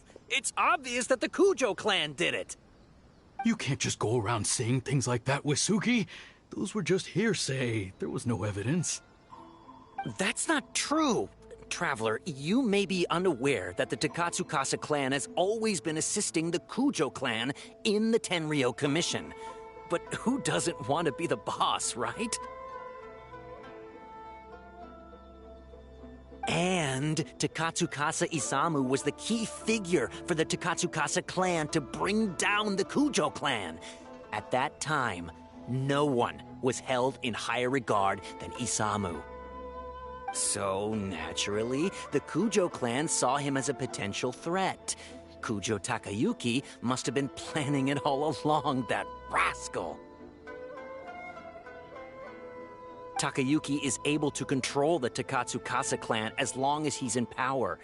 But by the time he retires, Isamu would have been at the apex of his political power, while Masahito and Kamaji of the Kujo clan would still have been too young. The two of them wouldn't stand a chance against Isamu. You think Kujo Takayuki would simply sit back while Isamu gained traction? So he decided to strike first. You youngsters and your conspiracy theories. No, it's true. It's the only way to explain it. Otherwise, why would an impartial person like Madame Kujo Sara sign Ryuji's conviction so quickly? I like that line. You youngsters and your conspiracy theories. They had to find a scapegoat to pacify the Takatsukasa clan, so Kujo Takayuki must have told her to sign it immediately. I'm not accusing Madame Kujo Sara of anything, mind you. I respect her very much. But maybe she had no other choice. What do you know? I'm sure Madame Kujo Sara must have had her own reasons. The guy was a forensic expert who worked in the station named Shiroyama. I have to admit, he wasn't easy to track down. That Sango really is something, though. She caught him without even breaking a sweat. It turned out that after poisoning Isamu, Shiroyama secretly took the poison to Ryuji's place in order to frame him. Later on, the poison was also found in the forensic office, but that was already after Shiroyama's death. He confessed everything in a testament. That's right. He hung himself in the forensic office not long after Sango was on his trail. Probably because he knew it was only a matter of time before he would be caught. Of course, he didn't admit whether he had been prompted by Kujo Takayuki. He took the responsibility alone. I bet Kujo Takayuki promised him a sizable compensation. After all, Shiroyama had a family to feed. There you go again, pulling conclusions out of thin air. There wasn't any evidence of that at all. Listen, I can almost guarantee that it was the Takatsukasa clan who invited Sango to investigate. We all knew that Ryuji was just a scapegoat. You think the Takatsukasa clan wouldn't figure that out? So, they were suspicious of the Kujo clan and invited Sango to take the case. However, the Kujo clan were still a step ahead and were able to remove themselves from the situation before the whole thing blew up. They drove Shirayama to take all the blame as well as his own life. A perfectly clean cut for the Kujo clan. With Shirayama dead, there was no one left to testify. Even the Electro Archon herself wouldn't be able to do anything. You make up stuff faster than a politician. It's a wonder nobody's asked you to be an advisor yet. Hey, that's their loss. The whole thing is starting to sound complicated. Hey, I brought the files.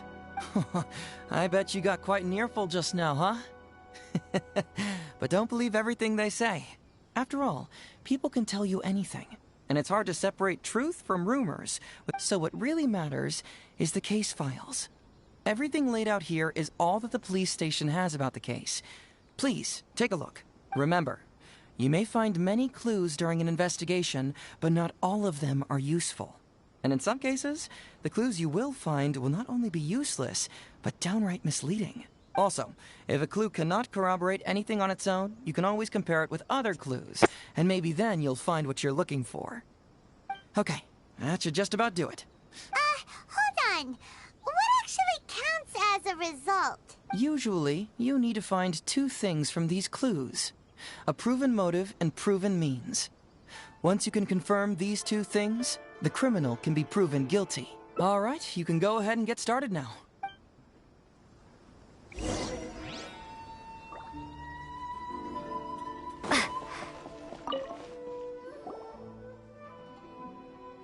So, what did you find? Sure, let me...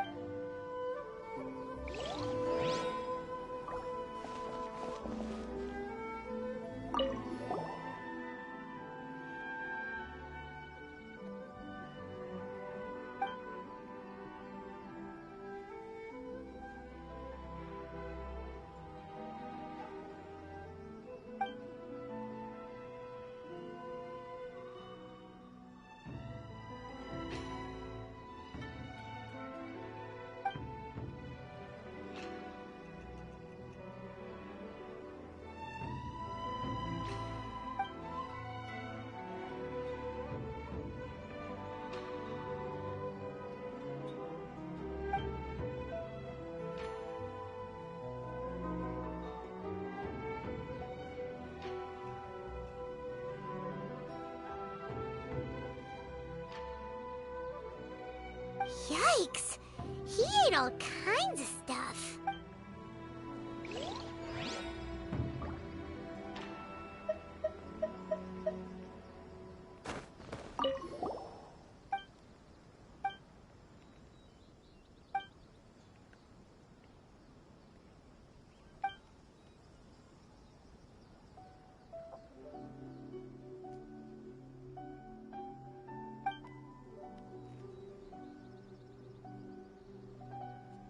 Yikes!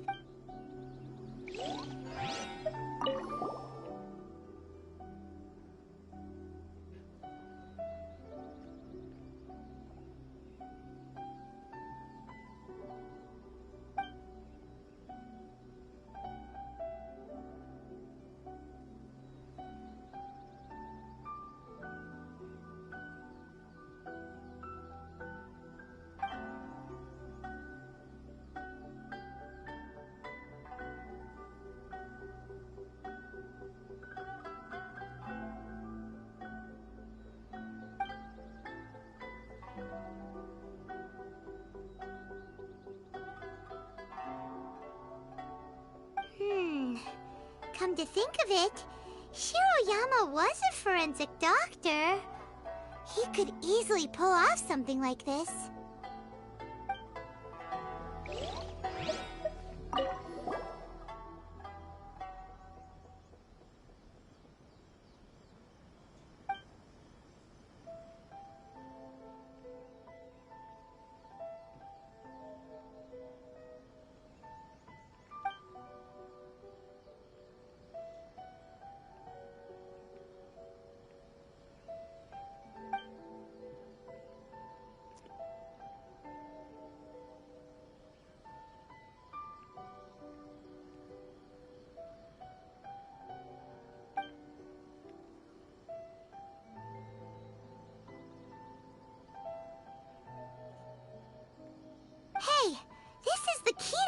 that Shiroyama was the murderer, right?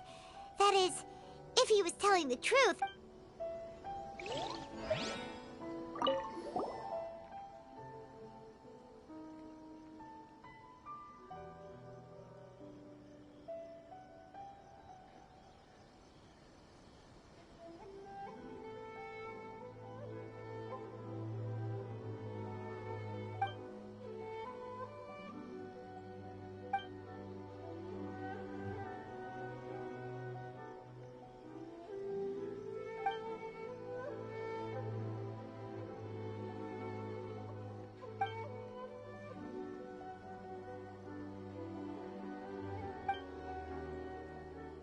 Tsukasa Isamu seems like a thoughtful person, but something about the tone sounds weird.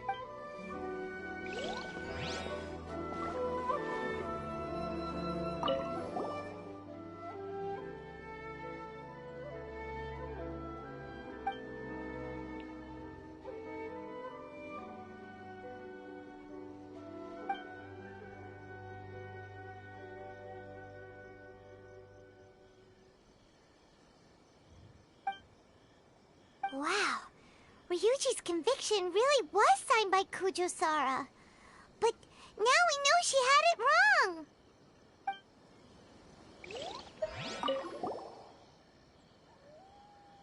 Huh?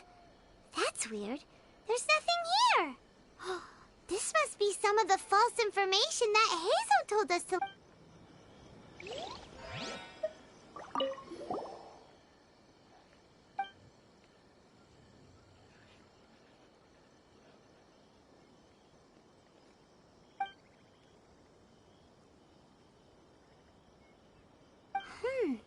A synthetic...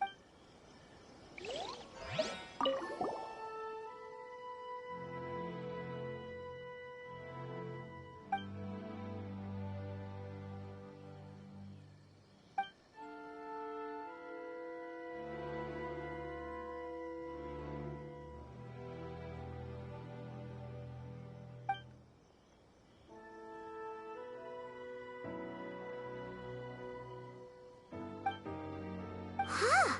So Shiroyama's conviction was also signed by Kujo-Sara, just like Ryuji's.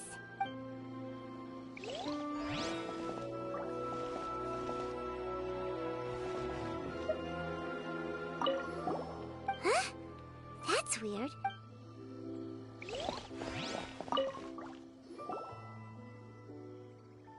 So, what did you find?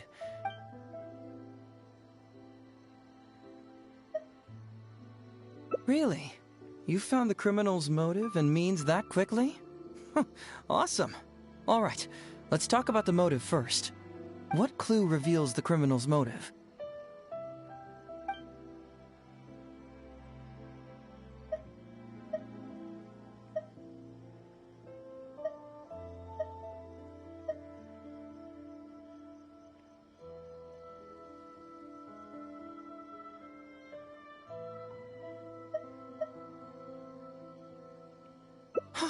Excellent work. According to the victim's message, the two had deep conflicts. Although we cannot confirm whether the poison had been requested by the victim or not, it is true that Isamu used Shiroyama's family to blackmail him. Such circumstances could be enough motive for Shiroyama to commit the crime. But wasn't Takatsukasa Isamu good to Shiroyama? He even went to Shiroyama's house to bring health supplements. But maybe he didn't really bring health supplements. Maybe it was something bad. Is that what you think, Paimon? Well, we later found out that what Takatsukasa Isamu sent to Shiroyama's house was indeed health supplements. But if you consider the circumstances, what he sent wasn't important. What was important is that sending the supplements was actually a dangerous signal. Isamu was essentially implying, I can put anything in your wife's supplements at any time. If you really care about her safety, then get me what I want. So scary! Your assumption sounds like a real threat. You're really that dark inside. You don't really catch criminals by standing in the light, do you? Basically, these two clues work to verify each other, and the murderer's motive is confirmed. Now, all that's left is the means of the crime.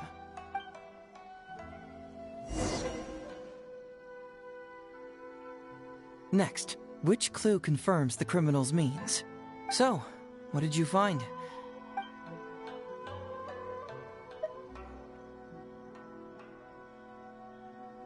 Sure. Let me know once you've made some...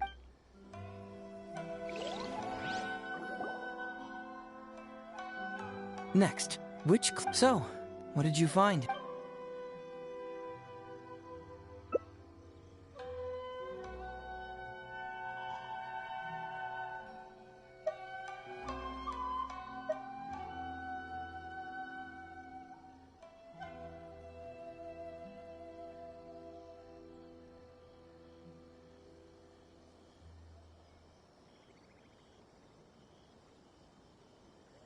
Bingo! The autopsy report confirms that the cause of death was a special toxin. The testament indicates that Shiroyama used his position as a forensic expert to mix the toxin into the cold medicine taken by the deceased. But is that really the truth? Is it not possible that the toxin was mixed into the fish liver paste? Well, according to the toxicology report, this white powder only dissolves in water. Neither rice nor the fish liver paste could be used as a carrier of the toxin. The cold medicine was the only option. Putting the poison elsewhere would not only fail to guarantee a lethal dose, but would also increase the chance of it being noticed by the deceased. Therefore, the means is also confirmed.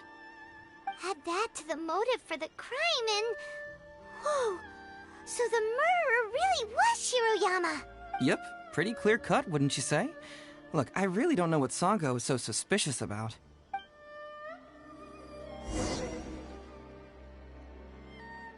Yeah, it's pretty clear cut. Huh. You could say it's almost too clear cut. Oh? Well, let's hear them. Maybe I have answers. What's bugging you?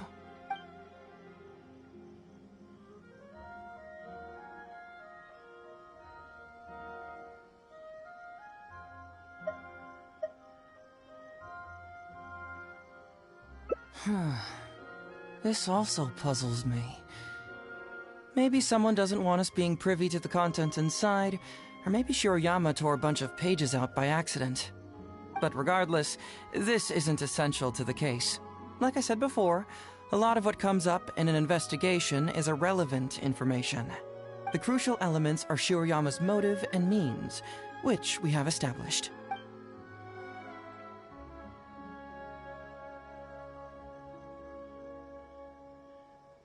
Maybe the report was wrong. The International Trade Association is a gathering place for merchants from all over. Countless merchants pass through the port of Rito every day.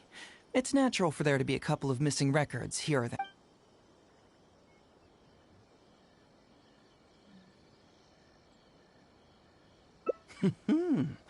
Very nice. Top marks for attention to detail. It doesn't have any real bearing on the case, but let me explain how that works for you. So, why would Madame Kujo-Sara sign one conviction sentencing Ryuji to temporary incarceration awaiting trial, and another conviction sentencing Shiroyama to death? You may have heard some rumors back at the station that when this case first came up, the Kujo clan higher-ups were in dire need of a scapegoat to keep the Takatsukasa clan off their backs. And in less than a week, the conviction was drafted, sent to Madame Kujo-Sara, and signed. Allegedly, she knew what it was about as soon as she saw it, and signed it with no questions asked. But anyone who buys this story clearly doesn't know that much about Madame Kujo-Sara. She's the most principled person in the entire Tenryou Commission, for goodness sake. So, how would she respond to a case filled with unanswered questions and no confession from the suspect? Oh, you mean... Exactly. Before she signed it, she changed Ryuji's conviction from the death sentence to temporary incarceration. Ryuji escaped a disastrous fate without ever realizing it. Had Madame Kujo-Sara not changed his sentence, Sangha would have been seeking justice for a dead man. Why was Sara so lenient with Ryuji? That's the wrong question. This wasn't about Ryuji, but Madame Kujo-Sara's principles. The conviction could have been for a Ryuji, a Guji, heck, even a Tanuki, and she would have made the same decision. Once Tanuki. Given the enormous pressure she was under at the time, I'd say she did the most she could. Don't you think? Pressure? Really? Was someone higher up putting pressure on Sara? The pressure came from all sides. The deceased was the leader of the police station and the rising star of the Takatsukasa clan. All eyes were on this case. How this became reduced to the unimaginative rumor that Madame Kujo-Sara convicted Ryuji under pressure from her superiors, I have no idea. Ugh. Rumors here, conspiracy theories there. Lies at every turn. Fortunately, Madame Kujo-Sara works in an open and transparent manner and pays no heed to rumors like this. She just rolls her eyes and forgets all about them. Just because she has never publicly clarified the truth doesn't mean she was hiding anything. So when I asked her about it, saying it was relevant to a case I was working on, she just told me how it was.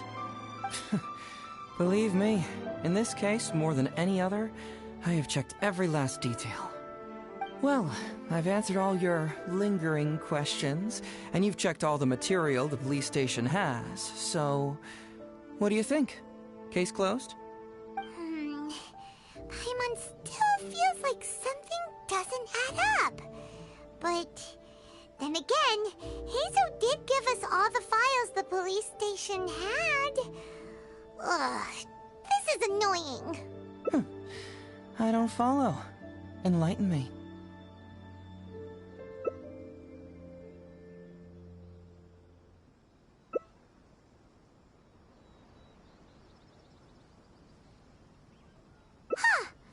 Right! Why do you keep emphasizing police station every single time? You tell me. Why do I keep emphasizing police station every time? So we're finally here, huh? I was starting to think our investigation was about to end a little early. That would have been a real shame. Man alive, you finally saw through my little game. You're absolutely right. There is other information that the police station doesn't have. Reason being? It's my own evidence. And this evidence should help answer a couple of your questions more clearly. Why was the research log from the Office of Forensic Science blank? And where did the white powder come from? Aha! Paimon knew you were keeping secrets! Don't you have secrets too? No? Nope. Definitely not. Let's talk somewhere else. This isn't the best place for this discussion.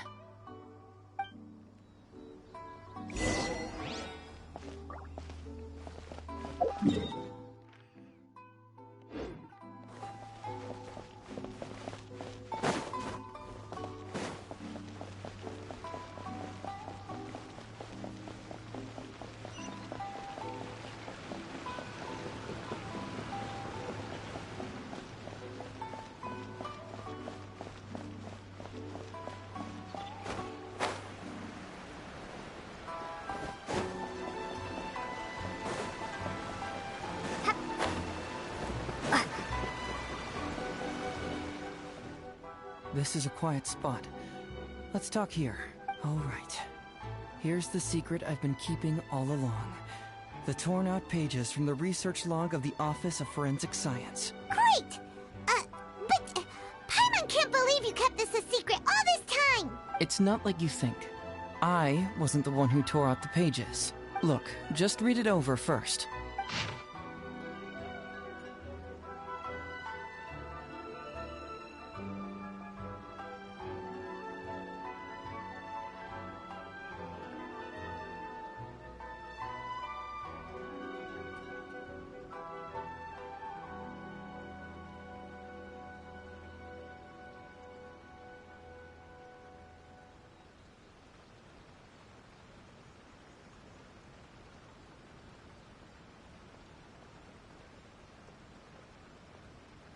Finished? Do you see now? The method used by the perpetrator to commit his crime wasn't by putting the white powder in the cold medicine.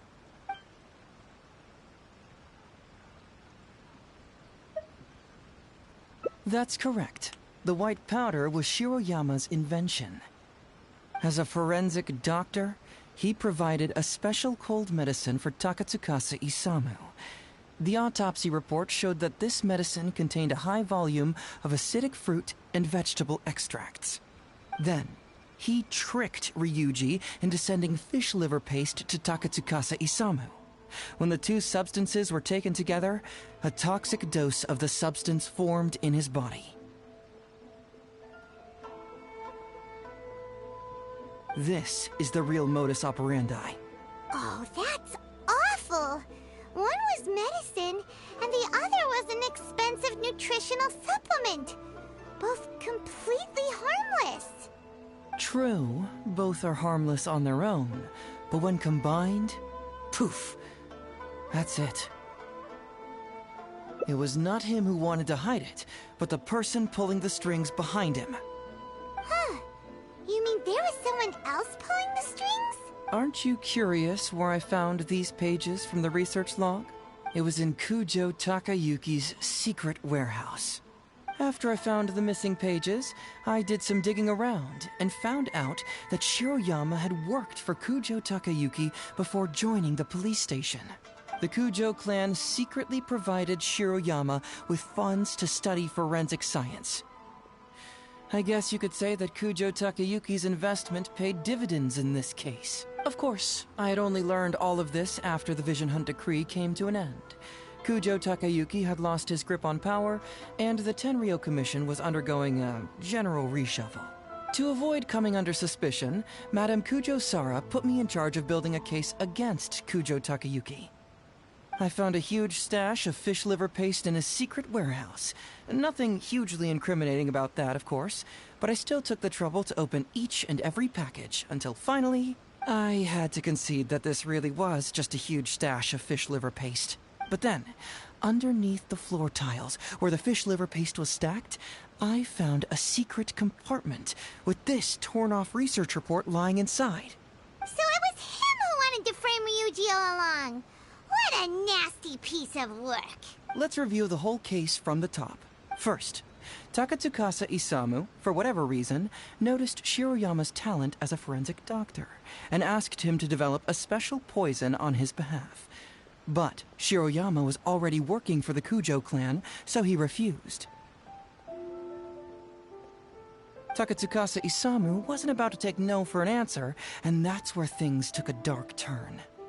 He twisted Shiroyama's arm by making a veiled threat to harm his family. All Shiroyama could do was to secretly report everything to Kujo Takayuki.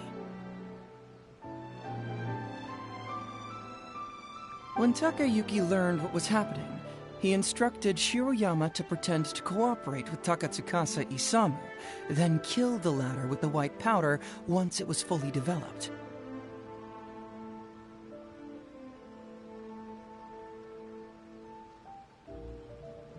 Meanwhile, Ryuji's only role in this case was to deliver the fish liver paste to Takatsukasa Isamu on Shiroyama's orders, completely unaware of the fact that he was being used as a pawn and that this was a key ingredient needed to create the poison. After the incident, Kujo Takayuki hoped to make Ryuji the fall guy, until the death sentence was stalled when it reached Madame Kujo-Sara.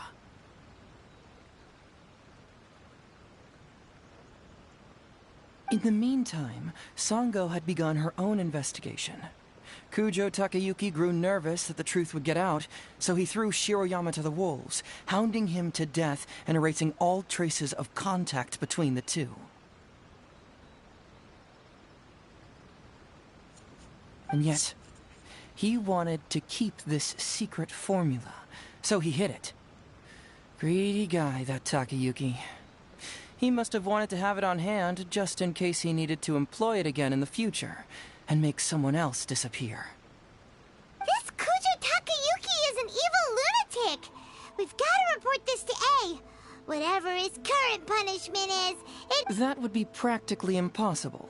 One research log found in his warehouse doesn't prove anything. Even I can think of 100 excuses. Besides, Ryuji directly contributed to Takatsukasa Isamu's death by delivering the fish liver paste to him. The fact that he was unaware of the true nature of the situation doesn't matter. But he's still innocent, right? Isn't it just a coincidence? Paimon really doesn't get how the law works. Legally speaking, the judge would most likely rule that it was accidental. But in practice, Ryuji may still have to end up shouldering some responsibility. So basically, you've been hiding the truth all this time to protect Ryuji. Mental trauma doesn't heal as easily as physical wounds. My biggest worry is that Ryuji would struggle to cope if he knew the truth. He's like an innocent child. He freely gives his trust and his love to everyone that treats him well. That's why he thought of Takatsukasa Isamu as a father figure. I'm pretty sure that to this day, he has never paused to wonder whether Takatsukasa Isamu was actually a good person, or if Sango just hired him as a gopher, or why I left the detective agency. If he found out the facts about Takatsukasa Isamu, I'm afraid it would crush him. Well, as you can see, I'm a little less confident than people might think. To prevent Ryuji from getting hurt, I covered up the truth. But by doing so, have I held him back? Did I do the right thing? I couldn't turn to anyone for help, and everyone around me thinks I'm so smart that I should just be able to handle every case on my own. Even if I tried to discuss it with them, they'd just say, "Don't be ridiculous, Mr. Heizo, no problem's too difficult for you." But you're different. Unlike them, you don't have that kind of prejudice towards me. You've traveled far and wide and have had all kinds of experiences. It must have taught you a lot. Most importantly, my intuition tells me that you're someone special, that I can trust you and that you can help me. So, I'd like you to be the one to decide whether we should expose the truth or not. Oh, you don't need to tell me what you decide, and you certainly don't need to decide right now. Let's just say I'm leaving this teensy-tiny matter up to you. All right, let's head back to the detective agency.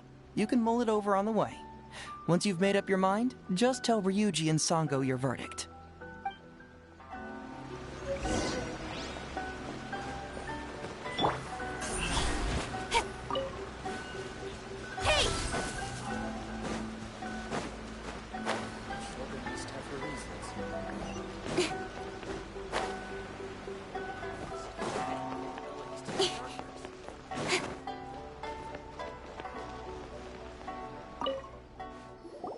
Hey, Traveler. Hey, Detective Heizo. You're back already, huh? I bet you're tired. Well, I just bought some tonkatsu. Care to join me? There's plenty for everyone. We'd love to. But wouldn't you like to hear the results of our investigation first? No matter what you were able to find, it's all in the past and won't ever change. So I think we'd better chow down first. Besides, if Sango's not happy with the results, we might not have anything to eat later. Come on, Ryuji, pipe down. Let's hear the Traveler's conclusion first. Okay then. Over to you, Heizo and Traveler. Don't worry, just tell us your findings. Everyone trusts you, as do I.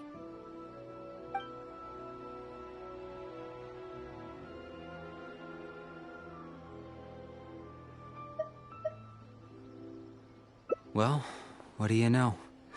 I suspected that was the case. Please rest in peace, Master Takatsukasa. No! Impossible! Traveler, are you sure you checked every last file? Carefully? Ugh! No, you little... Shikanoing Heizo! You didn't pull any shenanigans on the Traveler, did you? Sango, no accusations without evidence, remember? The truth is out and the case is closed, Sango. Please don't send any more of your harassment letters to the Tenryo Commission. Well, I really owe it to you, Traveler. I'll be sure to properly thank you later. Hey! You're not going anywhere!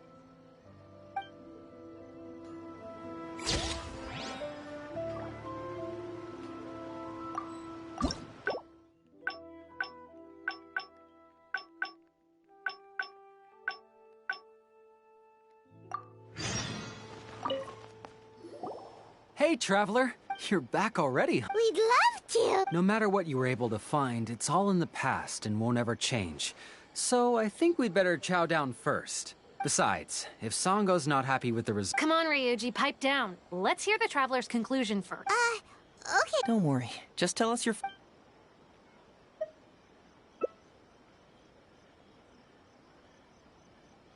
But how? How could this be? Huh. So, that's what really happened? Ryuji, I know it's hard to accept, but... Wait a minute. Sorry, I have quite the stomach ache. Sango, can I take the day off? Sure, of course. Take the week if you need it.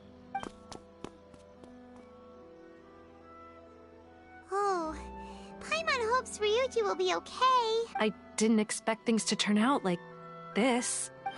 Just give him some time to himself. I think he'll eventually come to accept it. I'm still a little worried, though.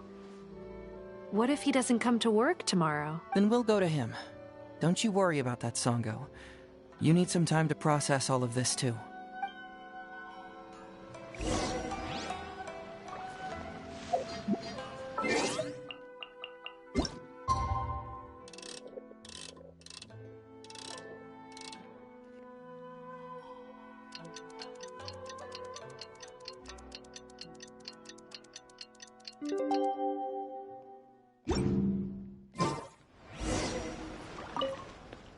Ah, you're here.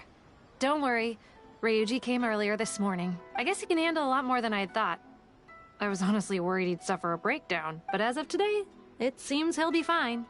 He went over to Natsuke Nogen Crafts to buy something. Let's go find him then. Before you go, Heizo, I kind of understand now what you meant when you left. Oh, really? I'm happy to hear you say that. All right, time to find Ryuji. Wait, aren't you going to say Ryuji? Huh. Now that I think about it, it's like a slap in the face. He said, some things will always be more important than the truth.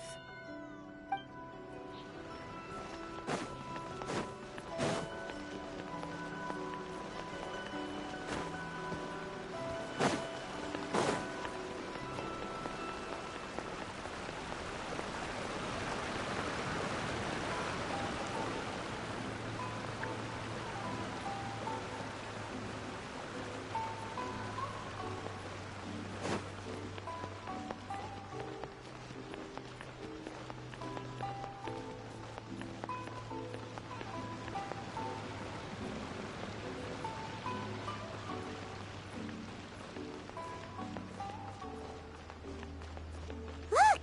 There's Ryuji! With a little kid, too! Is he buying our toys?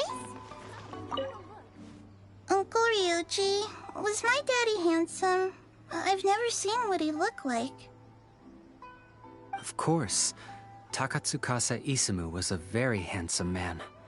Also, it's not uncle. Call me brother. But you look so old. Well, I'm still your brother. Huh?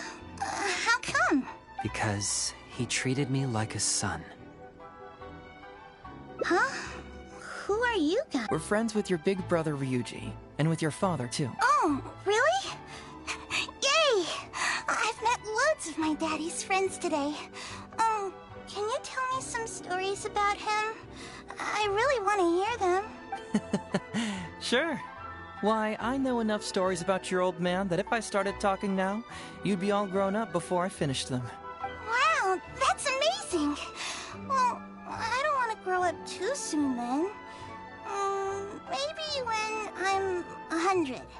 No, 200 years old. No, 300 years old.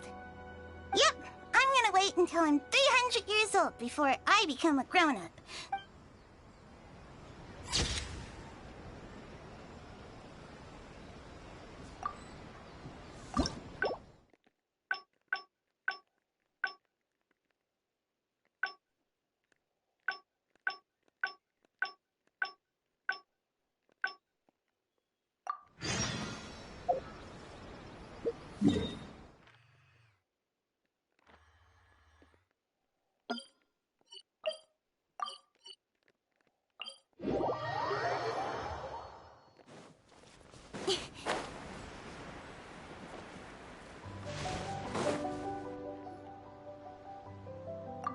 Something vital is missing.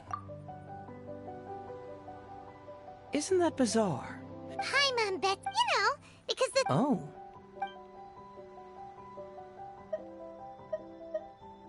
You mean the Great Serpent? Well, that's an interesting answer. But the Electro Archon... Interestingly, I didn't have the same dream again after I left. Some people believe that dreams represent the divines. However, if you ask me, it was my intuition telling me that there was something important. So I decided to accept this little commission from my intuition. Unfortunately, the investigation... Who knows? Nah, don't worry about it. He's got... So how would you like to partner up? Yes, of course, I understand. Well, so since we're already here, once everything is settled, I'll...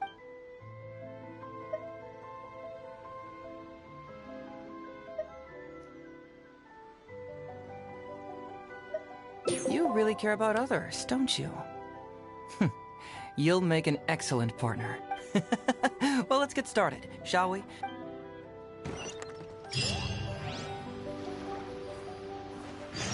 Ooh, what's the shiny thing? Oh, it's a Sango Pearl!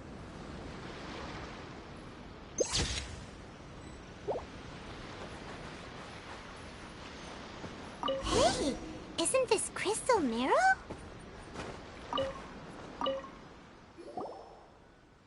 So, have you found anything?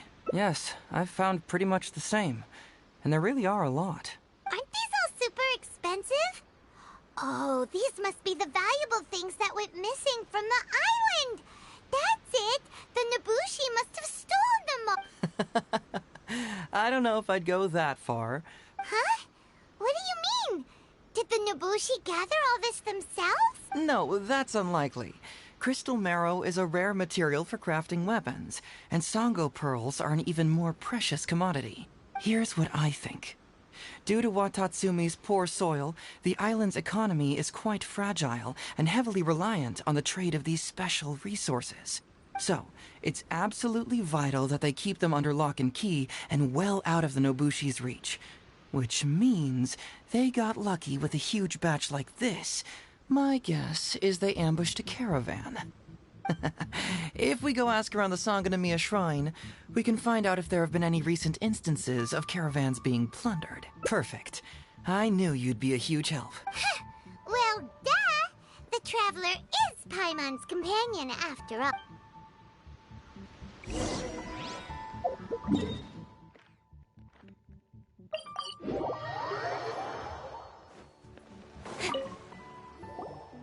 Captain, I see you found the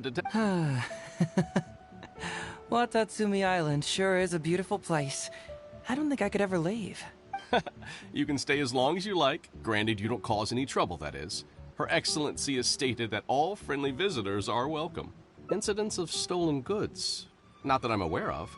Her Excellency has recently launched several measures to boost the economy, including the development of trade routes and establishing our own caravans. Troops have also been deployed to protect them, so it is only reasonable to assume that the current trade routes are already very safe. That's strange. Then where did the Nobushi get those goods from? Huh? You mean you found goods of unknown origin? Yep, and it's all Sango pearls and crystal marrow, so we know it's local. Could there have really been a theft that hasn't been reported? That shouldn't be the case. Well, perhaps you could go ask Todoroki. He's responsible for the caravans and is usually in the village at night preparing the goods.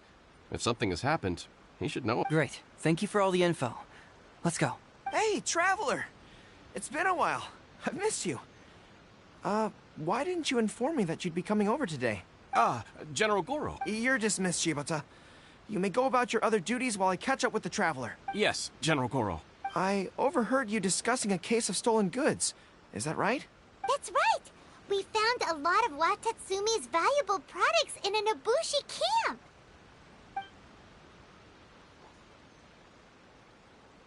I see.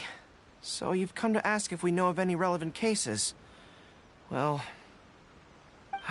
I'm ashamed to say that, yes, the caravans have been plundered. And not just once, I'm afraid. We had already dispatched additional forces to protect the caravans, yet the crooks still managed to get away with the goods. And you're concerned that if this kind of news were to get out, it would undermine the confidence of other caravans. So you didn't make it public, and instead kept the news to only a select few. That's correct. I never expected you to be so concerned about Watatsumi's affairs. Just a force of habit, really. Oh, so you two already know each other? Actually, I've only heard of Detective Heizo from the soldiers' reports. Darn it. You're right. Now that you mention it, I've been on Watatsumi Island all this time and still haven't properly introduced myself. Man alive, please forgive me. It's a pleasure to meet you, General Goro. I'm Shikanoin Heizo of the Tenryo Commission. Yes, it's a pleasure to meet you too. I'd like to express my gratitude to you for stepping in and helping recover those goods. Don't mention it. You never know what you'll find when you're out for a stroll. But if the source of the problem is not addressed, I'm afraid this sort of situation will continue cropping up for you. Yes, of course. Not only have we reassured the affected caravans, but we also dispatched personnel to investigate the culprits. The reports indicated that the stolen goods were being delivered to a merchant of the International Trade Association named Godot. It all seems pretty unusual. We suspect that there are bigger players behind Godot, and that their target is none other than Watatsumi Island's valuable resources. But unfortunately, it would be difficult for us to investigate further, given that... Given that, Rito, the island where the International Trade Association is located is not part of your territory, yes. They have cleverly picked their base of operations. I can see you catch on quickly, Detective Heizo. It's my guess that you're telling us this because you're going to ask us to assist you in finding who's behind all this, right? You're always thinking one step ahead. Yes, those were exactly my intentions. And of course, we will prepare a generous reward for you. The recent end of the war, trade and commerce have now become an important component of Watatsumi Island's development. Ensuring safety of the trade routes is critical, and we can't afford any further incidents. So, will you please help Watatsumi Island, Detective Heizo? I'm willing to assist, but it all depends on what she wishes.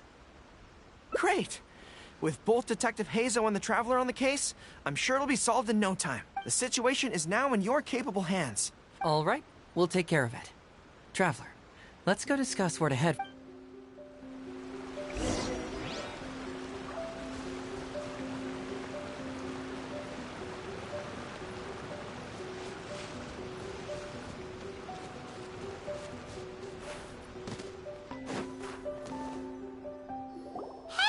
why are we talking way over here?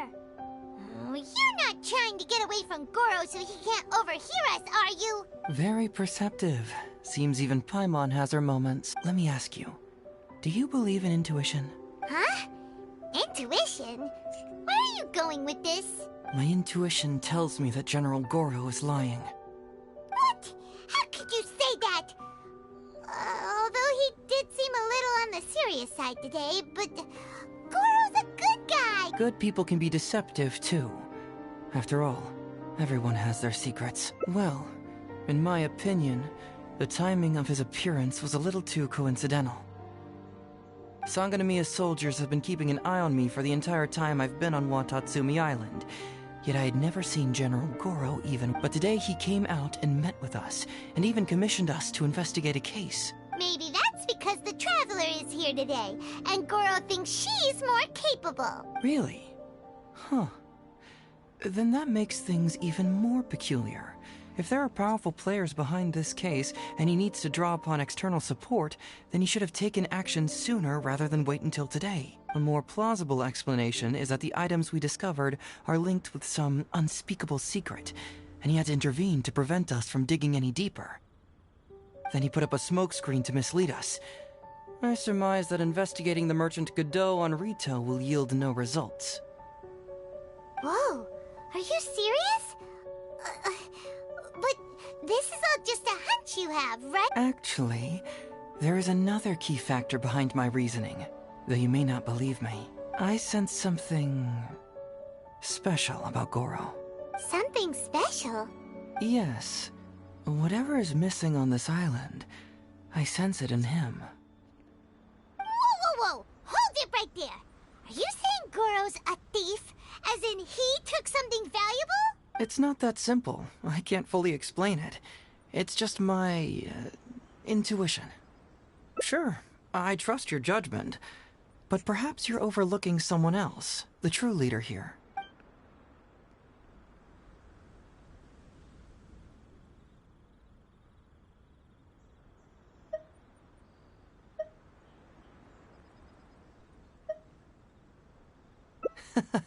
Being too suspicious, am I? Well, even suspicious people have their duty to uphold. In which case, I'll stay here and get back to you once I figure out what the secret of this place is.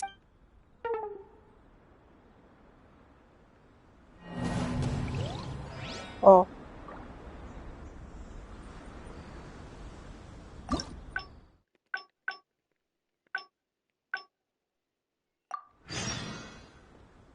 Hey, why are we talking It's simple. We should just investigate whatever it is they're trying to hide from us. And what were we planning to do just before Goro showed up? Oh, we were going to talk to the leader of the caravans. Yeah, someone named Todoroki. Bingo. There's no time to lose. Let's go talk to this.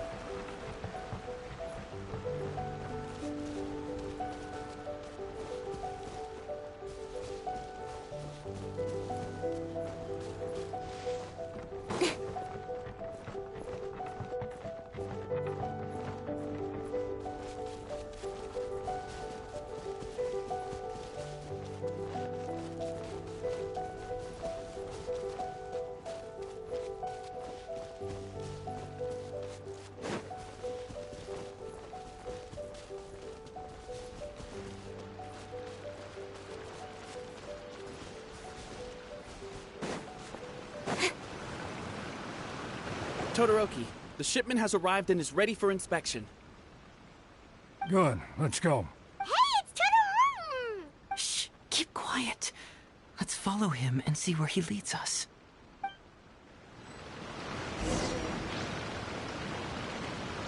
Man alive. Todoroki, the shipment has arrived. Good. Hey, it's Todoroki! Shh, keep quiet.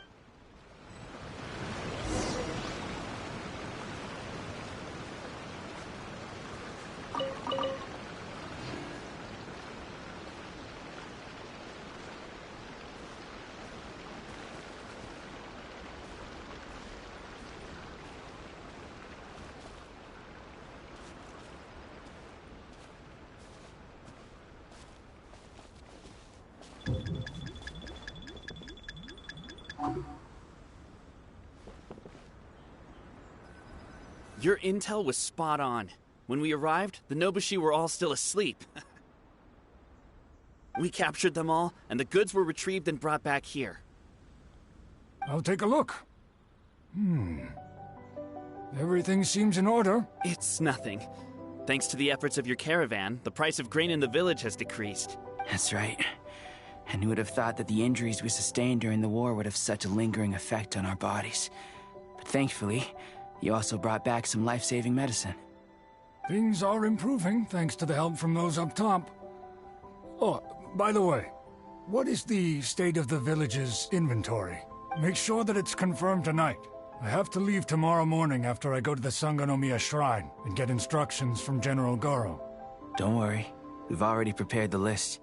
Just follow us. Huh? The soldiers from Sangonomiya seized the Nobushi's stolen goods? But didn't Goro say all the stolen goods were headed to the International Trade System? Glaze lilies? What are these doing here? This box is packed so tight, huh? What are all these plants and...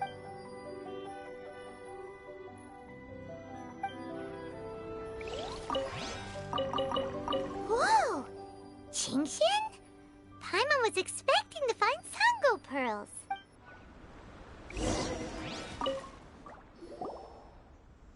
So, did you find anything? Whoa! Look at all the Genshin! And glaze lilies, too! There are also tons of other plants and flowers, Paimon. These are valuable raw ingredients for producing medicine. If these few crates were to be imported from Rito, the price would be jaw-dropping. On top of that, these items seem to lack a tax clearance certificate, meaning that they were most likely smuggled. Yes, very interesting. Now, where did the Nobushi get these goods? How about you? Did you find anything else? Foreign Trade Association? I've never heard of such an organization in Rito. And if it's regarding foreign trade, then smuggling is an even more likely possibility. All right. In which case, I have a rough hypothesis. First, we... Huh? Oh no! We've been spotted! Huh? Wait, Captain? Oh, so it's you, Captain. You had me worried there. We almost mistook you for bandits. Captain, do you remember us? During the war, I was in the field hospital with Masashi. Teppei brought you to see us and helped find medicine for us. Hey, come on now. The Captain wouldn't forget. I gotta tell you, Captain, we all miss you. We haven't seen you ever since the end of the war. When we heard that you were coming here, we just assumed you were only going to see General Goro and Her Excellency. The guys are all really hoping to see you. We're fine. You don't have to worry about us, Captain. No, you're not fine. Captain, you may not be aware, but Masashi previously fainted on the front lines. The doctor thought that it might be a neurological condition caused by overstimulated emotions. It's pretty serious. According to the doctor, if it hadn't been for the medication he's been taking, he would have developed dementia. You're one to talk. Don't forget why I fainted in the first place. It's because I heard that you got yourself killed by an arrow. I couldn't handle all the emotion. Later, I found out that he'd been shot in the buttocks, and it was only a mild injury. I had an emotional breakdown for nothing. What do you mean for nothing? I got shot not by one, but 2 arrows in a row. The first arrow was to the left cheek, and the second arrow was also to the left. And because the arrows were poisonous, the wound still hasn't completely healed yet. I have to apply ointment every day, and I'm constantly worried it might reopen while I sleep. Look on the bright side. At least we're still alive. Yeah, I suppose you're right. But enough about us. What brings you here, Captain? These goods are all seized from the hands of Nobushi and treasure hoarders. Todoroki was the one who provided us with the intel. He mentioned there were bandits here and there, so we went and took care of them while also confiscating the goods. By the way, Captain, you still haven't met Todoroki, have you? He's the one we're working for now. Her Excellency recently announced plans to stimulate the economy and created the caravans, with Todoroki at the helm. Yeah, he's proven to be quite capable. Even though he was just a farmer before, he's now successfully running the caravan. And his 2 sons are also our brothers in arms. Both received a special medal of honor from General Goro, which is quite remarkable. So, as injured veterans, we've been reassigned to Todoroki. He's the one who gives us orders and pays our salaries now. What do they call that? It's called changing careers, dummy. Ah, right. Changing careers. Anyway, I think the whole caravan thing is wonderful. Our region wasn't very prosperous to begin with, and the land can't grow any crops. We have to pay a hefty price just to get basic food. I can't even imagine trying to maintain and feed an army like we did during the war. I see. I think I understand the general situation now. May I ask where the apprehended criminals are? And you are? Ah, I see. The captain's friend. It should be okay to tell you then. We apprehended all the culprits and escorted them to a temporary location not far from here. Unfortunately, Masashi and I have other duties tonight and won't be able to take you there. Why don't you wait for a moment and I'll find someone else to show you the way. I'm pretty sure I've already got a grasp on what's going on. All I need now is to confirm it with the apprehended bandits. Let's go. And are you still a little confused? Let me help connect the dots. This whole thing was actually quite similar to a case I once worked on previously. It was a case involving the trade of prohibited items, and they employed an old trick to execute the deal. The culprit would first go strolling down the street until they knocked over a pedestrian on purpose, using the opportunity to slip the... Sir, please forgive us, sir. We are nothing more than petty thieves. Sir, what do I look like? A commissioner? Officer! First, I'm gonna need to ask you a few questions. Sure. Go ahead, ask anything. The soldiers discovered many valuable goods in your camp. The goods don't appear to be from... Oh, the goods? Right, we picked them up at the beach. You picked them up? Well, no, we, actually stole them. Be honest now. Tell me the whole story. Yes, sir. I mean, officer. We took those goods from a small merchant ship just off the beach, but we didn't exactly steal them. You see, the ship's guards all took off running the moment they saw us. They abandoned the goods, and we simply came and picked them up. But next thing we know, a group of soldiers arrives, and we're all apprehended. Talk about bad luck. We didn't even have a chance to stash away the goods before we... You say that the merchant ship's guards fled without putting up a fight. You expect me to believe that? We just assumed they were scared witless and didn't have the guts to fight. I'm not bragging or anything, but our boss is pretty intimidating. With his massive muscle and strength, he could scare anyone. You really expect us to believe all this? No, you gotta believe me. Just the other day, we scared off an entire squad of soldiers. When they noticed us, they went running and dropped their goods. I still remember seeing tons of Songo pearls and crystal marrow in that load. All nice and shiny, too. Ooh, it was amazing. Unfortunately, a bunch of pirates came later and snatched those goods. It just happened that our boss had diarrhea that day and couldn't hold off the pirates. This luck of ours.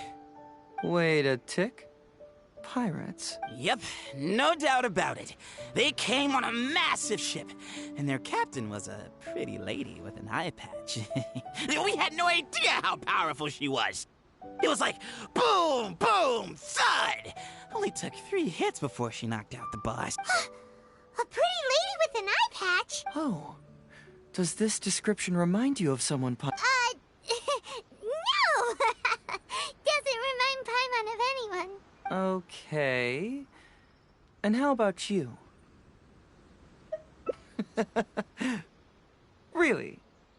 It appears that the situation is just as I suspected. Todoroki is striking a shady deal with a group of pirates, while General Goro appears to be assisting with the cover-up. What? How could that be? Todoroki said that he'd be going to Sangonomiya early tomorrow morning to get Goro's instructions before the caravan leaves. Now is the time to address any doubts you may have. Tomorrow morning will be our moment to confront them. Hopefully, my final question will be answered then as well. The question of what important thing this island is missing. I can feel some connection to the question in Goro, Todoroki, and even to Kuda and Masashi. Hopefully, we'll finally have an answer. Let's get some rest. I'll see you at Sangonomiya tomorrow morning. Oh, officer, don't forget to tell the officials how cooperative we've been. Oh, officer?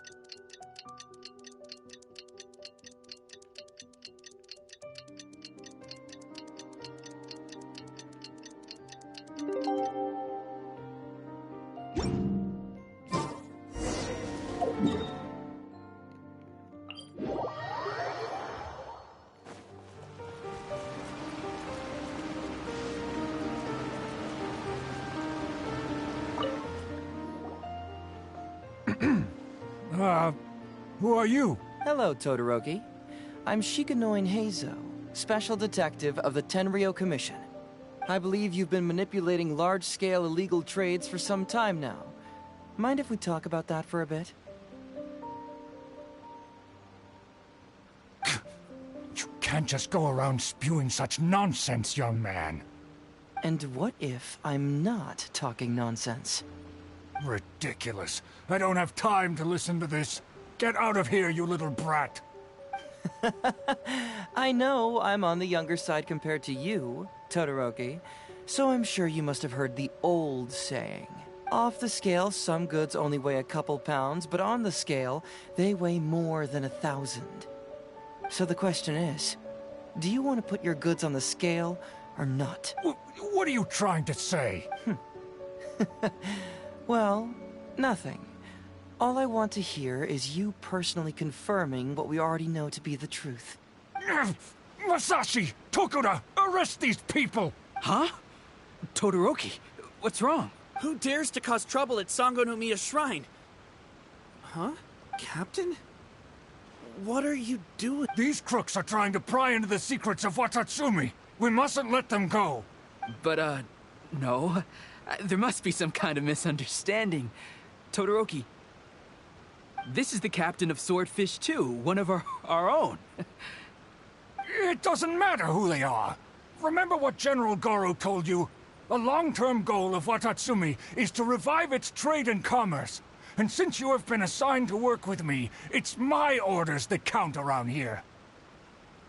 I don't care if they were your captain. Would you dare disobey orders? What do we do? Well, what are you waiting for? All right, I see how it is. If you two won't do it, I will. I really hoped it wouldn't come to this. But here we go. Wait! Everyone, stand down! General Goro! You're here. My apologies. Traveler, Detective Heizo. I wasn't telling you the truth. Todoroki, the Traveler here is the hero who saved Watatsumi Island. Without her, Watatsumi Island would never have found the peace it has today. We mustn't raise our weapons against her. How could you be so naive, General Goro? If we let them go free, then who's to say the Shogunate won't come after us tomorrow? If the Shogunate decides to investigate, we won't be able to hide the truth. I wouldn't allow them to take you, Todoroki. Let's not kid ourselves. If going to jail could solve the problem, I would go and turn myself into the Tenryou Commission right now.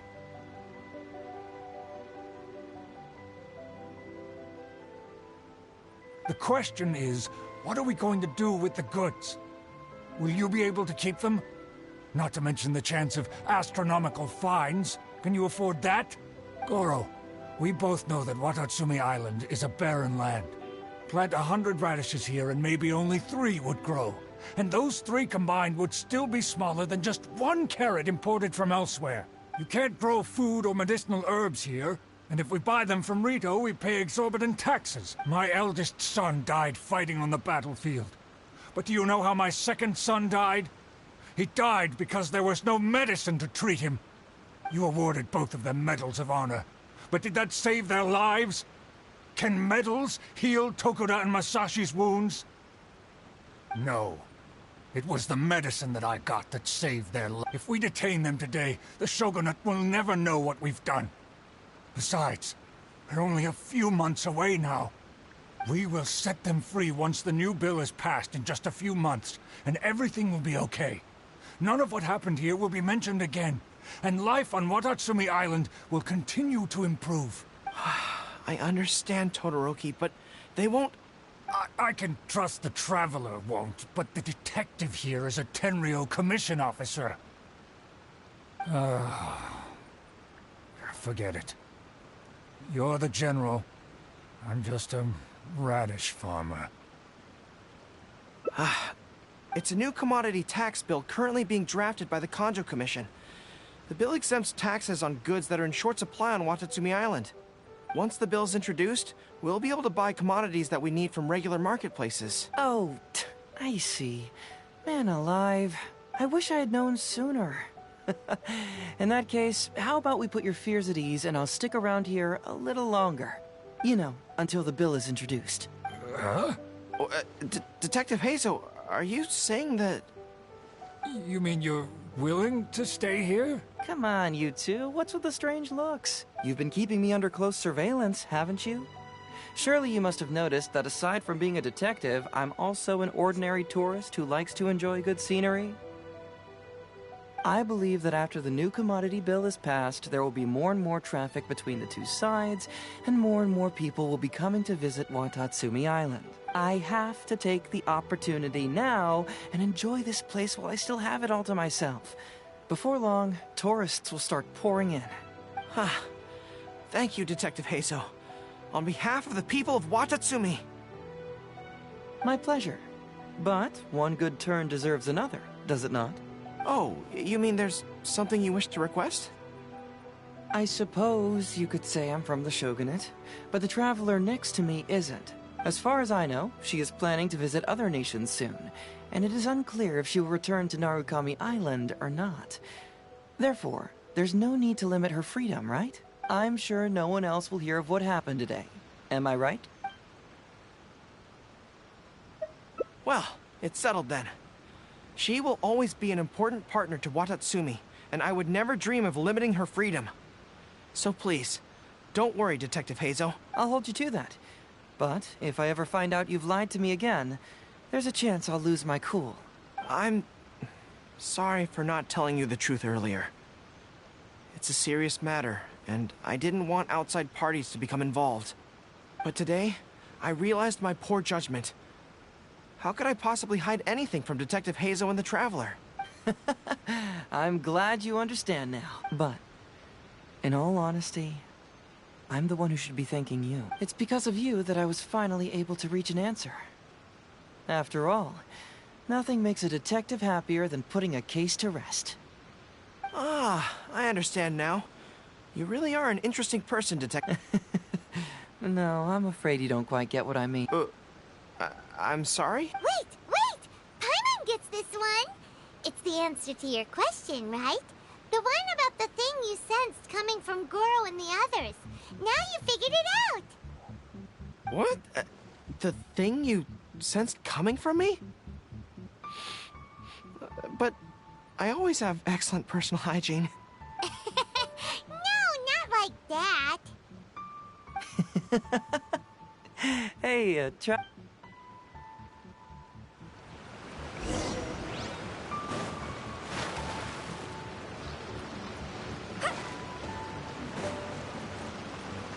I apologize again for not being completely honest with you. I truly am sorry, but...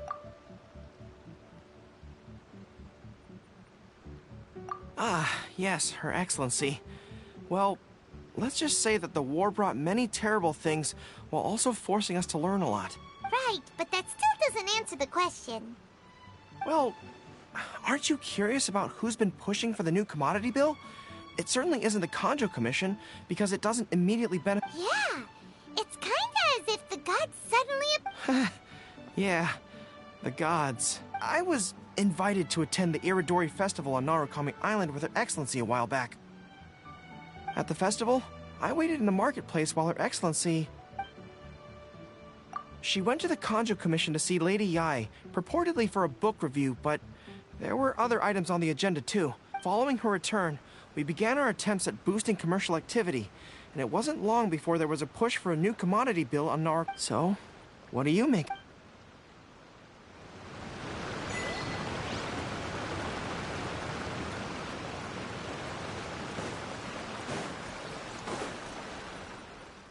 Hey, there you are. Come here, look. It's beautiful. It's remarkable how such a barren land can give life to such wonderful lands. To be honest, I am grateful to you for this trip. Before you arrived, I was running around like a headless chicken. Even if I happened to find out what was going on here, I wouldn't have been able to uncover any concrete information without you present. I'm just sorry that I promised I'd accompany you back. It appears that I won't be able to do so for the time being. So please, cover for me in the meantime, okay? It's all in the past now. Let's just chalk it up as an intriguing experience I had on my trip here. Besides, that's not what I wanted to investigate anyway. Yes, everyone you led me to and everything they said brought me closer to the answer. And now I finally get it. Watatsumi Island is an ancient land where the soil is poor and many crops do not grow because it's lacking a certain thing. But what the inhabitants of this land do have is bravery. They were courageous enough to stand up and resist the gods and accomplish what they knew could not be done. This is yet another instance in which that certain thing shines, that missing element. That certain thing is what I sensed present in Goro, Todoroki, Tokuda, and Masashi, which is the true vitality of this land. I guess I was mistaken when I declared that something was missing. That something from this island had evaporated into thin air. When water is heated by fire, it evaporates and eventually finds its place in the sky. Similarly, when the land was harmed, its vitality evaporated and eventually found its place among the inhabitants. This is the final answer I've been searching for. Anyway, thanks again. You know, even though we just met, I wish you could be my partner all the time. Call me Grady, I guess. He's definitely romantically interested in me. But, of course, I know that's impossible. You have your own journey to complete. So I'll just keep doing what I can. Hopefully keeping my memories from evaporating safe and sound in my mind. That way, I'll always be able to remember these beautiful things. The beauty of Watatsumi Island. The people who are full of life and vitality. And you two, who were by my side.